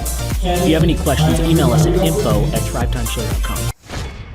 Hello, I'm Wes Carter. I'm one of the shareholders at Winters & King. My favorite thing that Thrive has helped me accomplish here in our firm is thinking a little bit outside the box. They do SEO, they do printing, they help us with a lot of things from the day-to-day marketing for the firm, but they also help us think of things that as attorneys we probably wouldn't normally think of that help us market our services to our clients.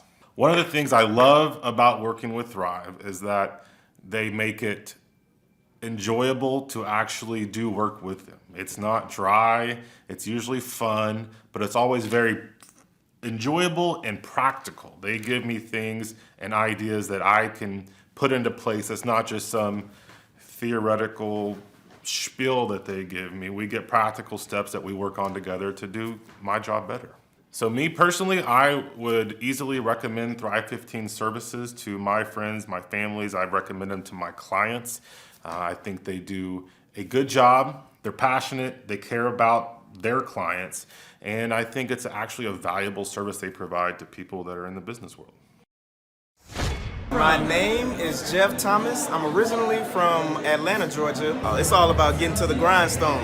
It is about it's one thing to have a specific vision or a dream, but knowledge without application isn't knowledge at all. That's nothing. Really funny.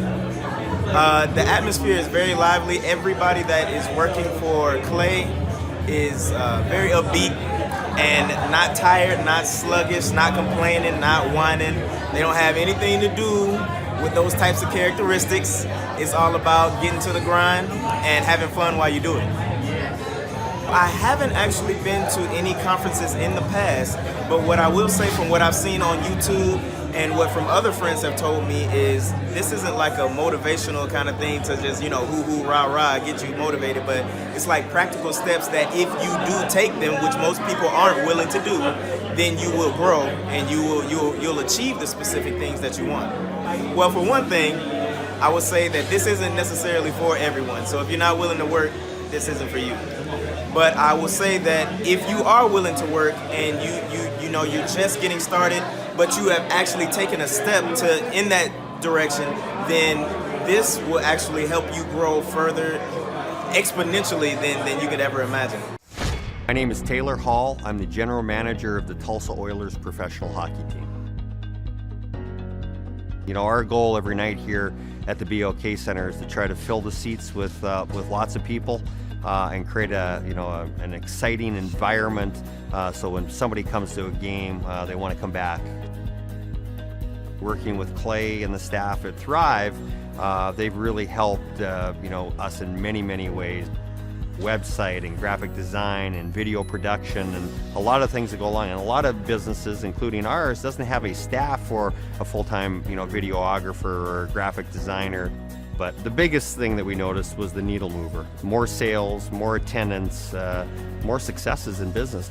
We had a record year last season working with Clay for the first time. Our average attendance is higher than it's ever been. So there was a lot of really cool things that we did and they worked. That's the nice thing about working with Clay and the team over there. It's just not one person, you get the entire team. If you need video design and editing and production, they've got that. If you need graphic design, if you need some coaching, your salespeople and call scripts, PR, they offer all that.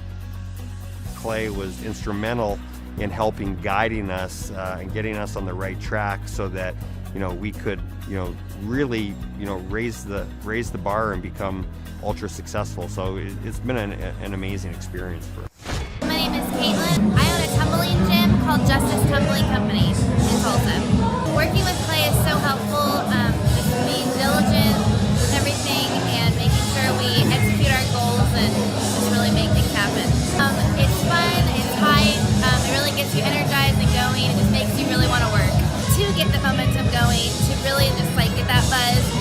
give you the energy to get up and make it happen. I'm Bob Healy. I'm in the charcoal grilling industry, and the name of my business is Grill Paisner. How will I apply what I've learned so far into my business? I'm actually a client of Thrive 15, and I learn so much from what I'm learning at this conference and my regular weekly attendance that it's helping me establish the business and get it off the ground. Clay's presentation style is just blatant disregard for what anybody wants. He just has fun. It's him. Everything that you see is authentically Clay. It's a great deal of fun. Everybody enjoys it. They know when they walk in, they think they're coming into a carnival, and frankly they are. It's just great fun. There's not another conference like it. You just don't go to a carnival atmosphere and learn like you do here at a Thrive conference. It's great. The reason people should attend at least one of these conferences is because it's common sense. And everybody's fed an entire line about the way you should run a business, but until you actually experience running a business, which is candidly what you learn here, how to run a business, you don't know what you're doing. My name is Tyler Hastings, and this is my wife, Rachel, and our company is Delricht Research out of New Orleans. During our time working with Thrive, we've had numerous successes. When we first started, we were working with one physician. We had one research site, and we were seeing on average, between 10 and 15 patients a week. Since working with Thrive in the last 18 months, we now have 4 research sites. We work with over 5 physicians, and on average, we're now seeing over 60 patients per week. Recently, we've been the top enroller worldwide in 7 studies, which is just incredible considering where we were 2 years ago, 18 months ago. Thrive really differs from the other conferences that we've been to and the other kind of programs that we've been through because they actually really practice what they preach, and they implement the same systems and the processes that they teach you about, and they give you real life examples that have really worked for them and show you with the training how to implement that yourself. For example, Tyler and I actually got the opportunity to come out to Tulsa, and we're fortunate enough that the Thrive team took us out to some of the businesses that they own, and we really got to see in real life, real time, some of the systems and processes, and it was just incredible, a real life example of some of the businesses and the things that they're implementing. Having a coach is important to us. They act as not only an accountability factor, but they're someone we can talk to on a daily basis as we go through the problems of running a business that inevitably come up. They always understand what we're going through, and they're always there to help us or guide us through the problems that we experience. The best part of our experience working with Thrive has just been seeing our relationship grow. So at each step as our business grows, they have something else to provide us with. They've got the resources, whether it be marketing, graphic design, website development, or even into accounting practices. Maybe we need a new insurance policy. They have someone they can connect us with, or they have the direct resource we need to speak with for any of the problems we face. If someone's thinking about signing up for the coaching program, I would highly recommend that they call in for a free 30-minute coaching session and see exactly what the team can do for you. Just speak with someone, let them know what you're going through, and I think you'll find that, regardless of what you need, there's someone there that can help you.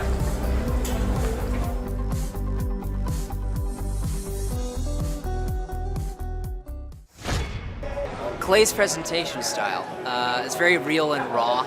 Like, it just gets real down to the bone of it and the real purpose of it. There's no, fluffy vagueness about it, So, he really gets to the point. I'm always reminded about how important it is to be intentional and to really pay attention to how you schedule your time and really honor it.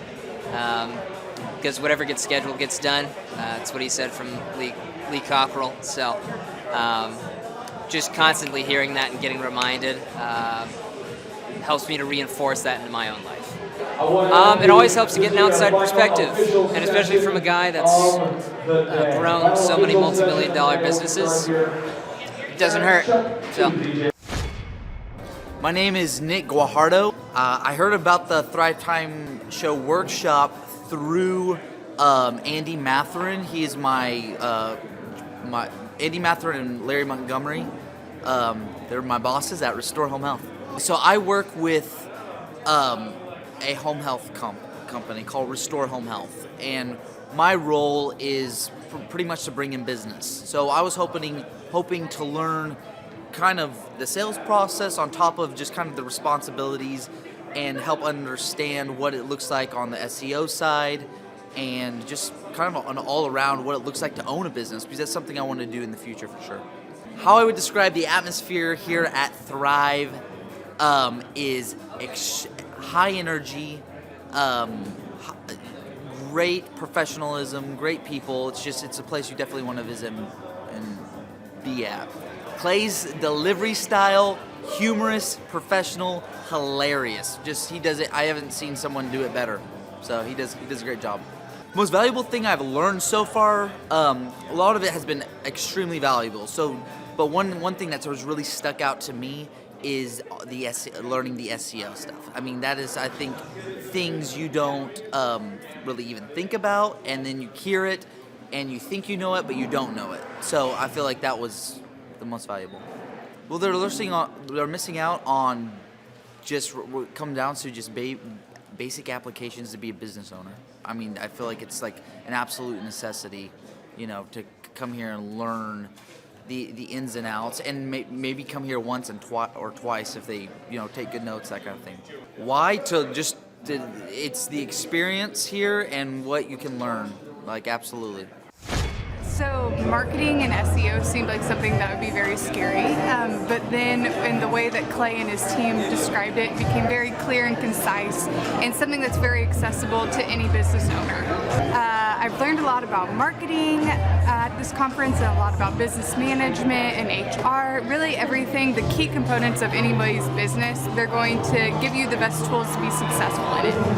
So most workshops or conferences can be really boring, really one note, or they just seem so theatrical that it's a joke and it's not even giving you the tools that you need or that you came there for. But here it's still high energy, it's still fun, everything's to the point, but it's very professional, and you're missing out on easy steps to use in your business that are very accessible and very clear. My name is Abigail McCarter. The best thing I've learned so far is definitely like organization, schedule-wise, always keeping a to-do list, keeping your calendar organized. I'm kind of all over the place, so that's always good to know. So Clay's presentation style and the atmosphere is electric. It's so energetic, it's so fun. Clay's hilarious, but also knows a ton, so it's just really great all around. This conference is much different than any other conference I've gone to, again, because it's fun. Like a lot of other conferences, it's like really quiet, really cold, and you're just kind of get bored. But this one, you're like always engaged, you're always learning something, and the staff is amazing. They're always super helpful, so it's just been really great. My name's Clint Howland. We're a personal training and fitness training facility. Oh wow, I'm learning a ton. Like this morning so far has been search engine optimization. So really just the importance of being at the top of Google, how Google works, and why it's so important to go out and get video reviews and testimonials and getting Google reviews. And so all those things we can take back and really apply that like immediately. So it's really cool to see not only how to do it, but really the relevance and importance of it for your long-term strategy of your business. No, it's amazing. Actually, on the way in this morning and yesterday, I was videoing as I was walking in the front entrance. And actually, I go to a lot of seminars. I go to a lot of conferences, masterminds. I've been doing that since I was like 22 years old. So, gosh, almost 20 years now. And this is by far the most entertaining.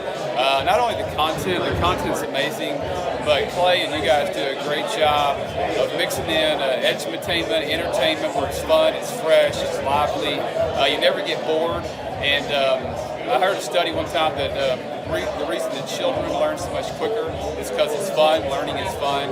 And so obviously Clay has nailed that, where it's very fun to be here and keeps you awake, keeps you energized. So I'm having a blast. Yeah, I think any business owner or someone that wants to own a business or considering starting a business should definitely come. I know that I was referred here by friends of mine and clients of mine, and I've referred other people.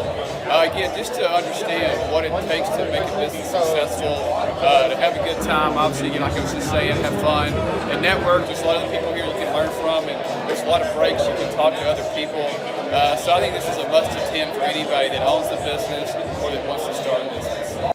My name's Jamie Fagel. I'm with Jameson Fine Cabinetry.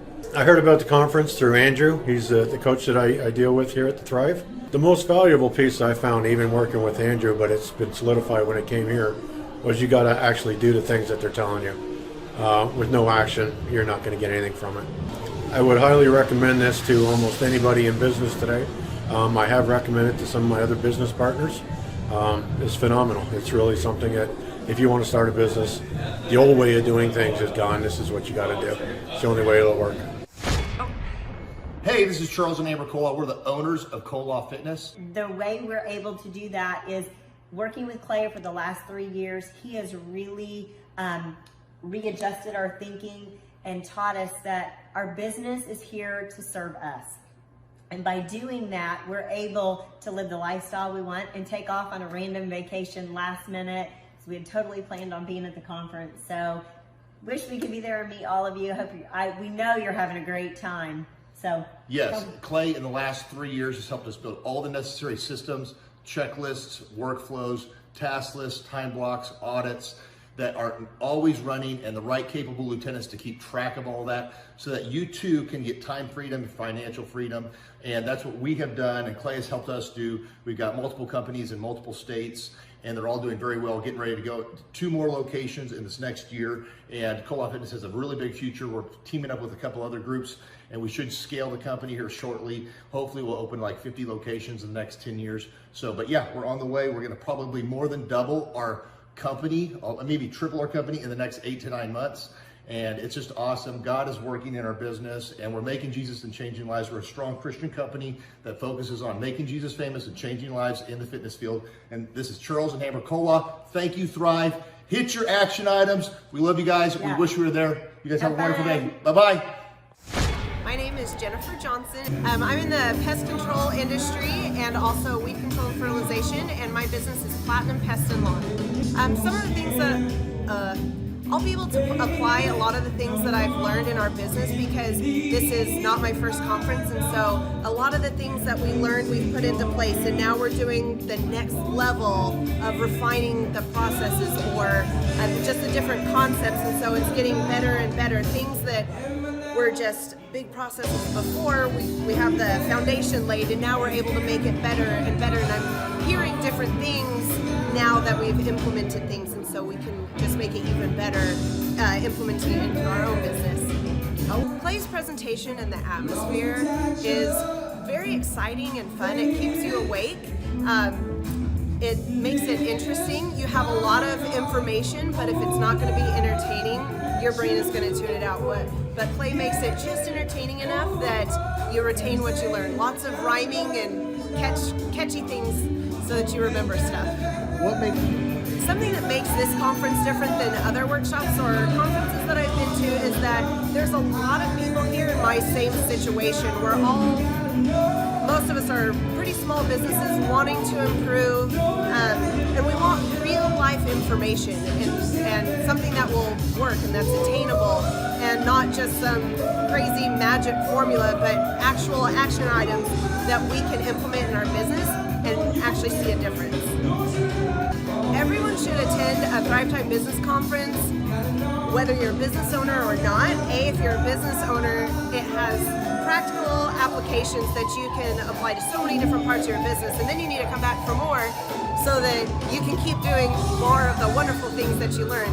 But secondly, I am also a mom of 3 kids, and a lot of the concepts can actually be applied to home, like getting routines and getting setting systems at home has just seriously made a huge difference in my life at home. So I've been able to improve our business, but I've also been able to improve things at home, and so that's why everyone should come, no matter what your station is in life. Yeah, my name is Nolan Q. I'm originally from San Francisco, California. The industry that I'm in is financial services. I've learned a ton so far, but what I can best apply from this conference is the opportunity, that hunger to go out there and make a big difference in my industry. Clay's presentation style is amazing. He's got an endless amount of energy. It's contagious, and yeah, by being here, I really do want to go back and be able to face all the adversity that the industry has. Yeah, this conference, the thing that makes it different is it's special because it has a unique set of individuals that all share that same energy. I think he pegs it as dragon energy, but yeah, everyone should come to multiple, but their first would be very special. Yeah, you're welcome with a lot of enthusiasm. That'll last for a long time. My name is Gabriella Cruz. Our business is ECS Electric. My husband's the owner, but I'm involved with that, and so we're an electrical company. Well, here at the conference, they talk a lot about consistency, and so just staying consistent with different things in the business, and I feel like applying that to our business model will really help us grow. The atmosphere is very positive, uplifting, and then it's very fun and energetic, and so it gets you pumped and it gets you excited, and it encourages you to do big things. Probably how real they are. They tell you up front what you need to do and what's like a no-go, and some conferences they kind of sugarcoat things, so I like how real they are here. I think it'll definitely, if you want your business to grow, I think this would be a great experience, and then not only that, it'll encourage you and inform you on so many things you don't think about on a daily basis. Hey, I'm Ryan Wimpy. I'm originally from Tulsa, born and raised here. I've definitely learned a lot about life design and making sure the business serves you. The linear workflow for us and getting everything out on paper and documented is really important. Like we have workflows that are kind of all over the place, so having linear workflow and seeing that mapped out on multiple different boards is pretty awesome. That's really helpful for me. The atmosphere here is awesome. I definitely just stared at the walls figuring out how to make my facility look like this place. This place rocks.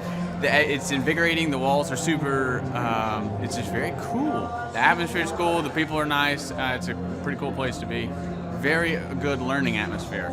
I literally want to model it and steal everything that's here at this facility and basically create it just on our business side. Clay is hilarious. I literally laughed so hard that I started having tears yesterday. And we've been learning a lot, which, we've been sitting here, we've been learning a lot, and so the humor definitely helps. It breaks it up. But the content is awesome, off the charts, and it's very interactive. You can raise your hand. It's not like you're just listening to the professor speak, The wizard teaches, but the wizard interacts and he takes questions, so that's awesome. If you're not attending the conference, you're missing about 3/4 to half of your life. You're definitely, it's probably worth a couple $1,000s. So you're missing the thought process of someone that's already started like 9 profitable businesses. So not only is it a lot of good information, but just getting in the thought process of Clay Clark or Dr. Zellner or any of the other coaches, getting in the thought process of how they're starting all these businesses, to me, just that is priceless. That's money. Well, we're definitely not getting upsold here. My wife and I have attended conferences where where it was great information and then they upsold us like half the conference, and I don't want to like bang my head into a wall, and she's like banging her head into the chair in front of her. Like, it's good information, but we're like, oh my gosh, I want to strangle you. Shut up and go with the presentation that we paid for. And that's not here. There's no upsells or anything, so that's awesome. I hate that. It makes me angry. So glad that's not happening. So the cost of this conference is quite a bit cheaper than business college. I went to a small private liberal arts college and got a degree in business. And I didn't learn anything like they're teaching here. I didn't learn linear workflows. I learned stuff that I'm not using, and I haven't been using for the last 9 years. So what they're teaching here is actually way better than what I got at business school. And I went what was actually ranked as a very good business school. I would definitely recommend that people would check out the Thrive 15 conference. The information that you're going to get is just very, very beneficial, and the mindset that you're going to get, that you're going to leave with, is just absolutely worth the price of a little bit of money and a few days worth of your time. I'm Rachel with Tip Top Canine, and we just want to give a huge thank you to Clay and Vanessa Clark. Hey guys, I'm Ryan with Tip Top Canine. Just want to say a big thank you to Thrive 15. Thank you to Make Your Life Epic.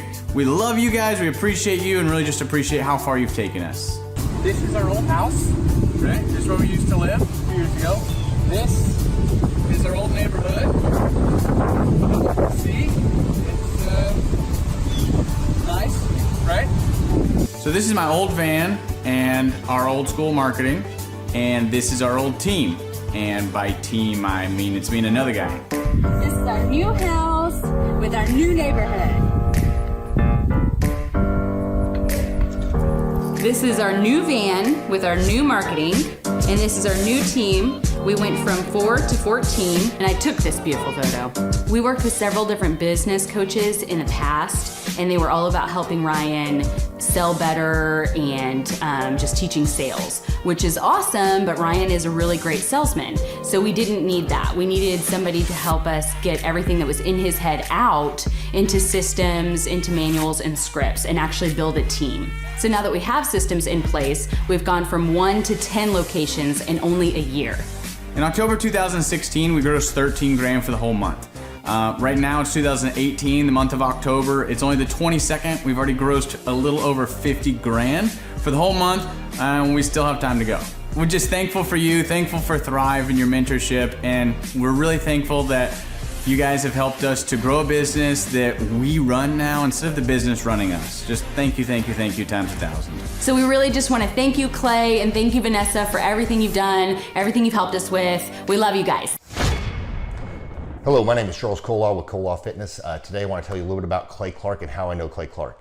Clay Clark has been my business coach since 2017. He's helped us grow from 2 locations to now 6 locations. We're planning to do 7 locations in 7 years and then franchise. And Clay has done a great job of helping us navigate anything that has to do with like running the business, building the systems, the checklists, the workflows, the audits, how to navigate lease agreements, how to buy property, how to work with brokers and builders. This guy is just amazing. He's this kind of guy has worked in every single industry. He's written books with like Lee Cockrell, head of Disney, with the 40,000 cast members. He's friends with like Mike Lindell. He does Reawaken America tours, where he does these tours all across the country, where 10,000 or more people show up to some of these tours. On the day-to-day, he does anywhere from about 160 companies. He's at the top. He has a team of business coaches, videographers, and graphic designers and web developers, and they run 160 companies every single week. So think of this guy with a team of business coaches running 160 companies. So in the weekly, he's running 160 companies. Every 6 to 8 weeks, he's doing Reawaken America tours. Every 6 to 8 weeks, he's also doing business conferences where 200 people show up, and he teaches people a 13-step proven system that he's done and worked with billionaires, helping them grow their companies. So I've seen guys from startups go from startup to being multimillionaires, teaching people how to get time freedom and financial freedom through the system. Critical thinking, document creation, putting it into organizing everything in their head to building it into a franchisable, scalable business. Like one of his businesses has like 500 franchises. That's just one of the companies or brands that he works with. So amazing guy, Elon Musk kind of like smart guy. He kind of comes off sometimes as socially awkward, but he's so brilliant, and he's taught me so much. When I say that, like Clay is like, he doesn't care what people think when you're talking to him. He cares about where you're going in your life and where he can get you to go. And that's what I like most about him. He's like a good coach. A coach isn't just making you feel good all the time. A coach is actually helping you get to the best you. And Clay has been an amazing business coach. Through the course of that, we became friends. I was really most impressed with him is when I was shadowing him one time. We went into a business deal and listened to it. I got to shadow and listen to it. And when we walked out, I knew that he could make millions on the deal. And they were super excited about working with him. And he told me, he's like, I'm not going to touch it. I'm going to turn it down, because he knew it was going to harm the common good of people in the long run. And the guy's integrity just really wowed me. It brought tears to my eyes to see that this guy, his highest desire was to do what's right. And anyways, just an amazing man. So anyways, impacted me a lot. He's helped navigate anytime I've got nervous or worried about how to run the company, or navigating competition and an economy that's like, I remember we got closed down for 3 months. He helped us navigate on how to stay open, how to get back open, how to just survive through all the COVID shutdowns, lockdowns, because our clubs were all closed for 3 months, and you have $350,000 of bills you've got to pay, and we have no accounts receivable. He helped us navigate that, and of course we were conservative enough that we could afford to take that on for a period of time. But it was, anyways, great man. I'm very impressed with him. So Clay, thank you for everything you're doing, and I encourage you, if you haven't ever worked with Clay, work with Clay. He's going to help magnify you, and there's nobody I have ever met that has the ability to work as hard as he does. He probably sleeps 4, maybe 6 hours a day, and literally the rest of the time he's working, and he can outwork everybody in the room every single day, and he loves it. So anyways, this is Charles Kola with Kola Fitness. Thank you, Clay, and anybody out there that's wanting to work with Clay, it's a great opportunity to ever work with him. So you guys have a blessed one. This is Charles Kola. We'll see you guys. Bye-bye. Hi, I'm Aaron Antis with Shaw Homes. I first heard about Clay through a mortgage lender here in town who had told me what a great job he had been doing for them, and I actually noticed he was driving a Lamborghini all of a sudden, so I was willing to listen. In my career, I've sold a little over $800 million in real estate. So honestly, I thought I kind of knew everything about marketing and homes. And then I met Clay, and my perception of what I knew and what I could do definitely changed. After doing $800 million in sales over a 15-year career, I really thought I knew what I was doing. I've been managing a large team of salespeople for the last 10 years here with Shaw Homes. And I mean, we've been a company that's been in business for 35 years. We've become one of the largest builders in the Tulsa area, and that was without Clay. So when I came to know Clay, I really thought, man, there's not much more I need to know, but I'm willing to listen. The interesting thing is our internet leads from our website has actually, in a 4-month period of time, has gone from somewhere around 10 to 15 leads in a month to 180 internet leads in a month. Just from the few things that he's shown us how to implement that I honestly probably never would have come up with on my own. So I got a lot of good things to say about the system that Clay put in place with us, and it's just been an incredible experience. I am very glad that we met and had the opportunity to work with Clay. So the interaction with the team and with Clay on a weekly basis is honestly very enlightening. One of the things that I love about Clay's perspective on things is that he doesn't come from my industry. He's not somebody who's in the home building industry. I've listened to all the experts in my field. Our company has paid for me to go to seminars, international builder shows, all kinds of places where I've had the opportunity to learn from the experts in my industry. But the thing that I've found working with Clay is that he comes from such a broad spectrum of working with so many different types of businesses that he has a perspective that's difficult for me to gain because I get so entrenched in what I do, I'm not paying attention to what other leading industry experts are doing, and Clay really brings that perspective for me. It is very valuable time every week when I get that hour with him.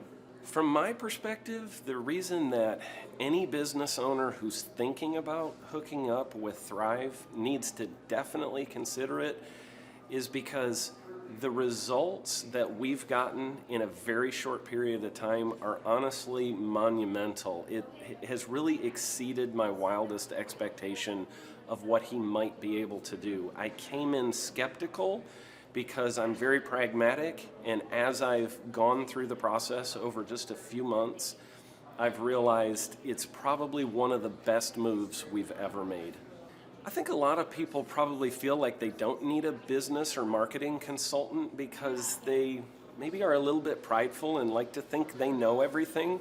I know that's how I felt coming in. I mean, we're a big company that's definitely one of the largest in town, And so we kind of felt like we knew what we were doing. And I think for a lot of people, they let their ego get in the way of listening to somebody that might have a better or different perspective than theirs. I would just really encourage you, if you're thinking about working with clay, I mean, the thing is, it's month to month. Go give it a try and see what happens. I think in the 35-year history of Shaw Homes, this is probably the best thing that's happened to us. And I know if you give them a shot, I think you'll feel the same way.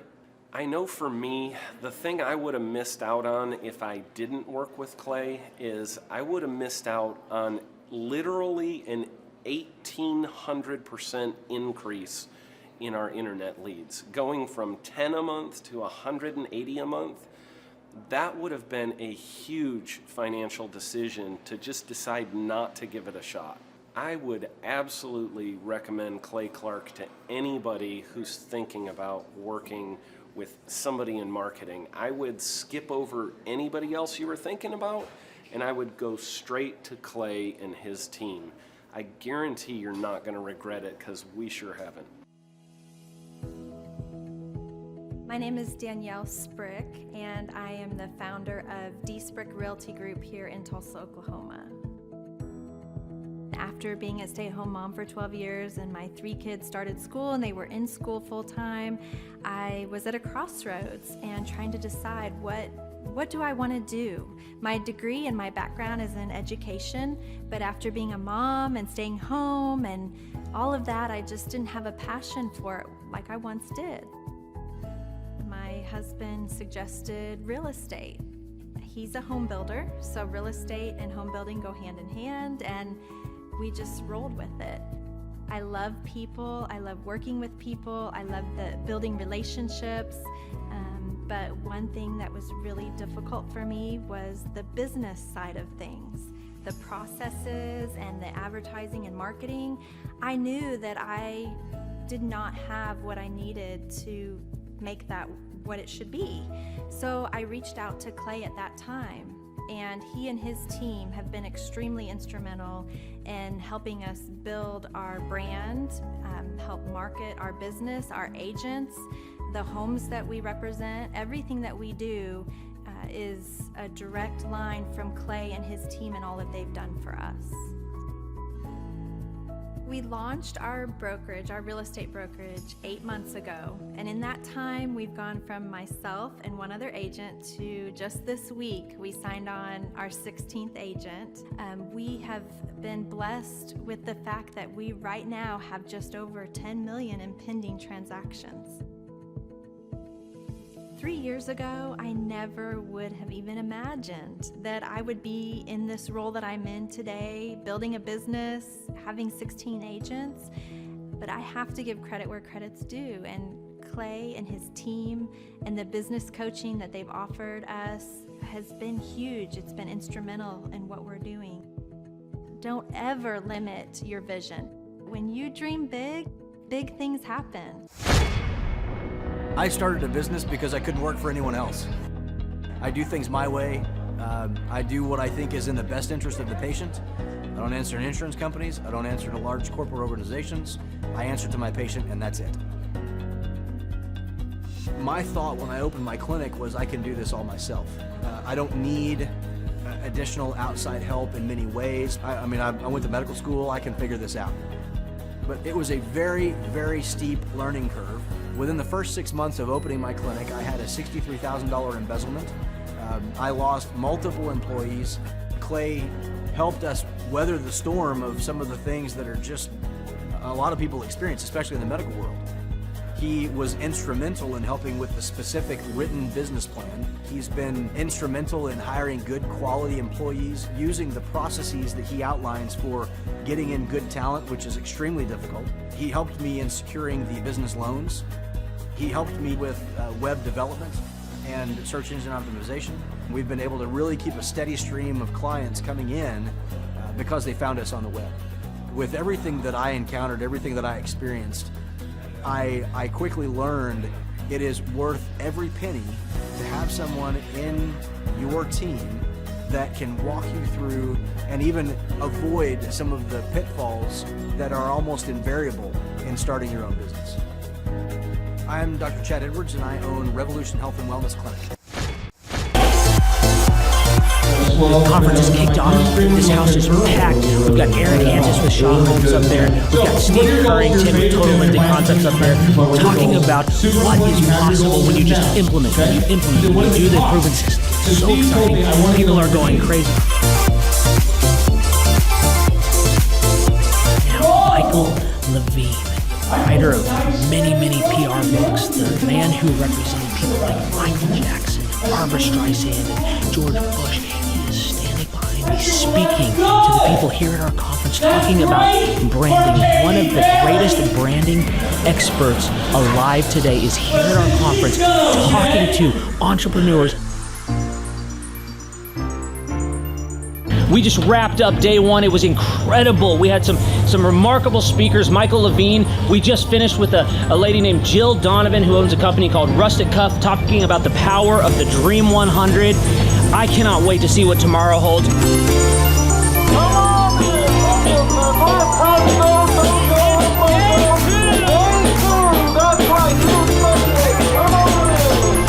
Hey guys, Luke Erickson with the Thrive Time Show here with you. It is day 2 and the energy is high. People are so excited to be showing up. The team is ready. Come on, let's see what it's like to go on in for day 2. Follow me.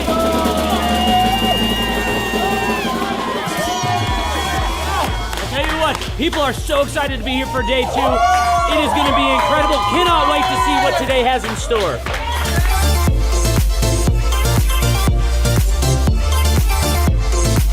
Right now, here at the conference, we've broken into groups going over search engine optimization. And I know for most of us, myself included, if you hear that term, you go, what is that? What does that mean? That's too techie for me. Well, our experts are breaking it down for people so that you can clearly understand how to come up top in Google. It's doable. It's possible.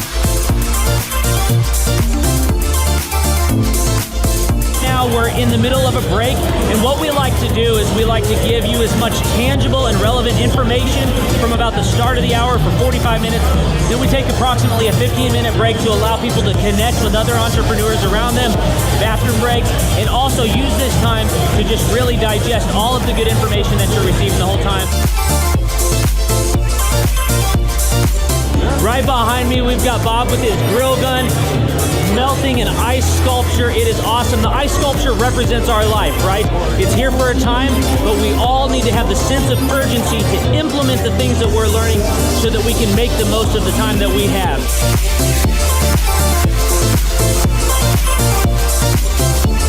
We are outside. You can see a line behind me. What's going on is that we partner with different companies to help them implement the proven systems over and over and over again. And one of those companies is Master Machine. And so what we like to do is partner with these companies to also help them give samples to other people as they come to the conference and truly get their name out. I just wanted to recap some of the amazing things that have happened today. We've had entrepreneurs like Paul Hood with Hood CPAs.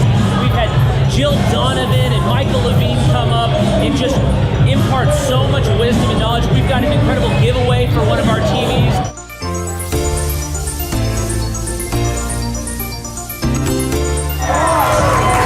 Hey there, Thrive Nation. One of the things that we love most about our business conferences is that we want every entrepreneur to leave with their questions answered. So what we do is we let them put the questions up on the board here so that they can ask their specific questions, and Clay will not end the conference until every question is answered. Behind us, Clay Clark is answering all the different questions that entrepreneurs have brought to the conference.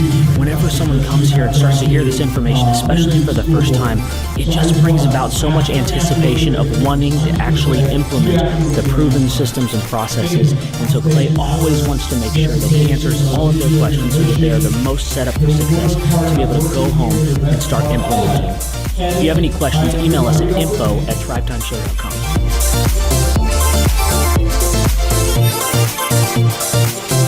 We have come to the end of the 2019 Christmas conference. It was incredible. These entrepreneurs have gotten so many tangible things that they can go and they can implement. Check us out for more information at thrivetimeshow.com. And as we always like to do, we want to end with the boom. 3, 2, 1, boom! Once I saw what they were doing, I knew I had to get here at the conference. This is probably the best conference or seminar I've ever been to in over 30 years in business. You're not bored. You're awake, alive the whole time. It's not pushy.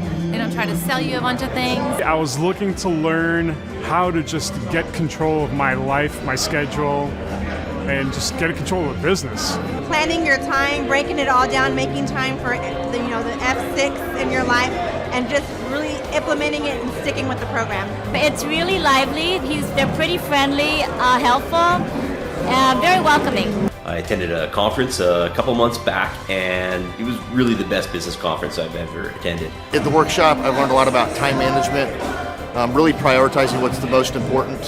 Biggest takeaways are, you want to take a step-by-step approach to your business. Whether it's marketing, what are those 3 marketing tools that you want to use, to human resources. Some of the most successful people and successful businesses in this town, their owners were here today because they wanted to know more from Clay, and I found that to be kind of fascinating.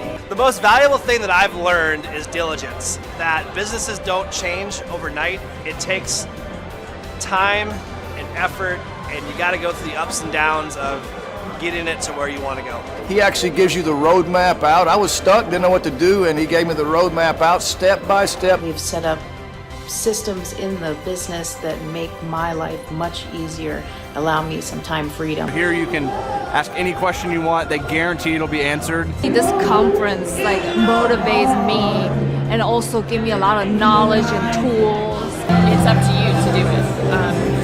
Everybody can do these things.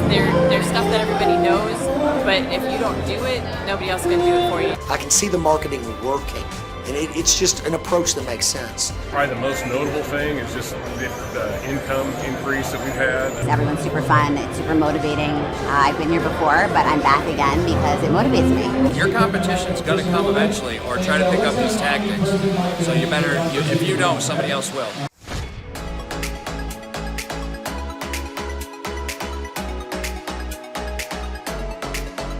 If you decide to not attend the Thrive Time workshop, you're missing out on a great opportunity.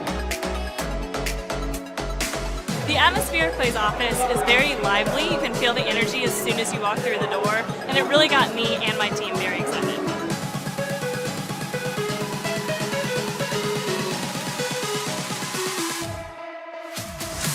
If you decide not to come, you're missing out on an opportunity to grow your business. Bottom line. Love the environment. I love the way that Clay presents and teaches. It's a way that not only allows me to comprehend what's going on, but he explains it in a way to where it just makes sense. The SEO optimization, branding, marketing. I've learned more in the last 2 days than I have the entire 4 years of college.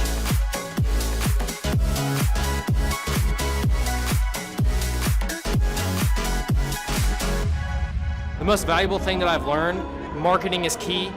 Marketing is everything. Making sure that you're branded accurately and clearly. How to grow a business using Google reviews, and then just how to optimize our name through our website also. Helpful with a lot of marketing, search engine optimization, helping us really rank high in Google.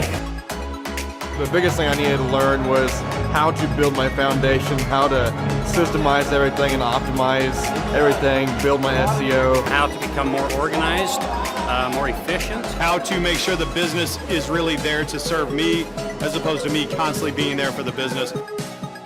New ways of advertising my business as well as recruiting new employees. Group interviews, number one. Before we felt like we were held hostage by our employees. Group interviews has completely eliminated that because you're able to really find the people that would really be the best fit. Hands-on how to hire people, how to deal with human resources, a lot about marketing, and overall just how to structure the business, how it works for me, and also then how that can translate into working better for my clients. The most valuable thing I've learned here is time management.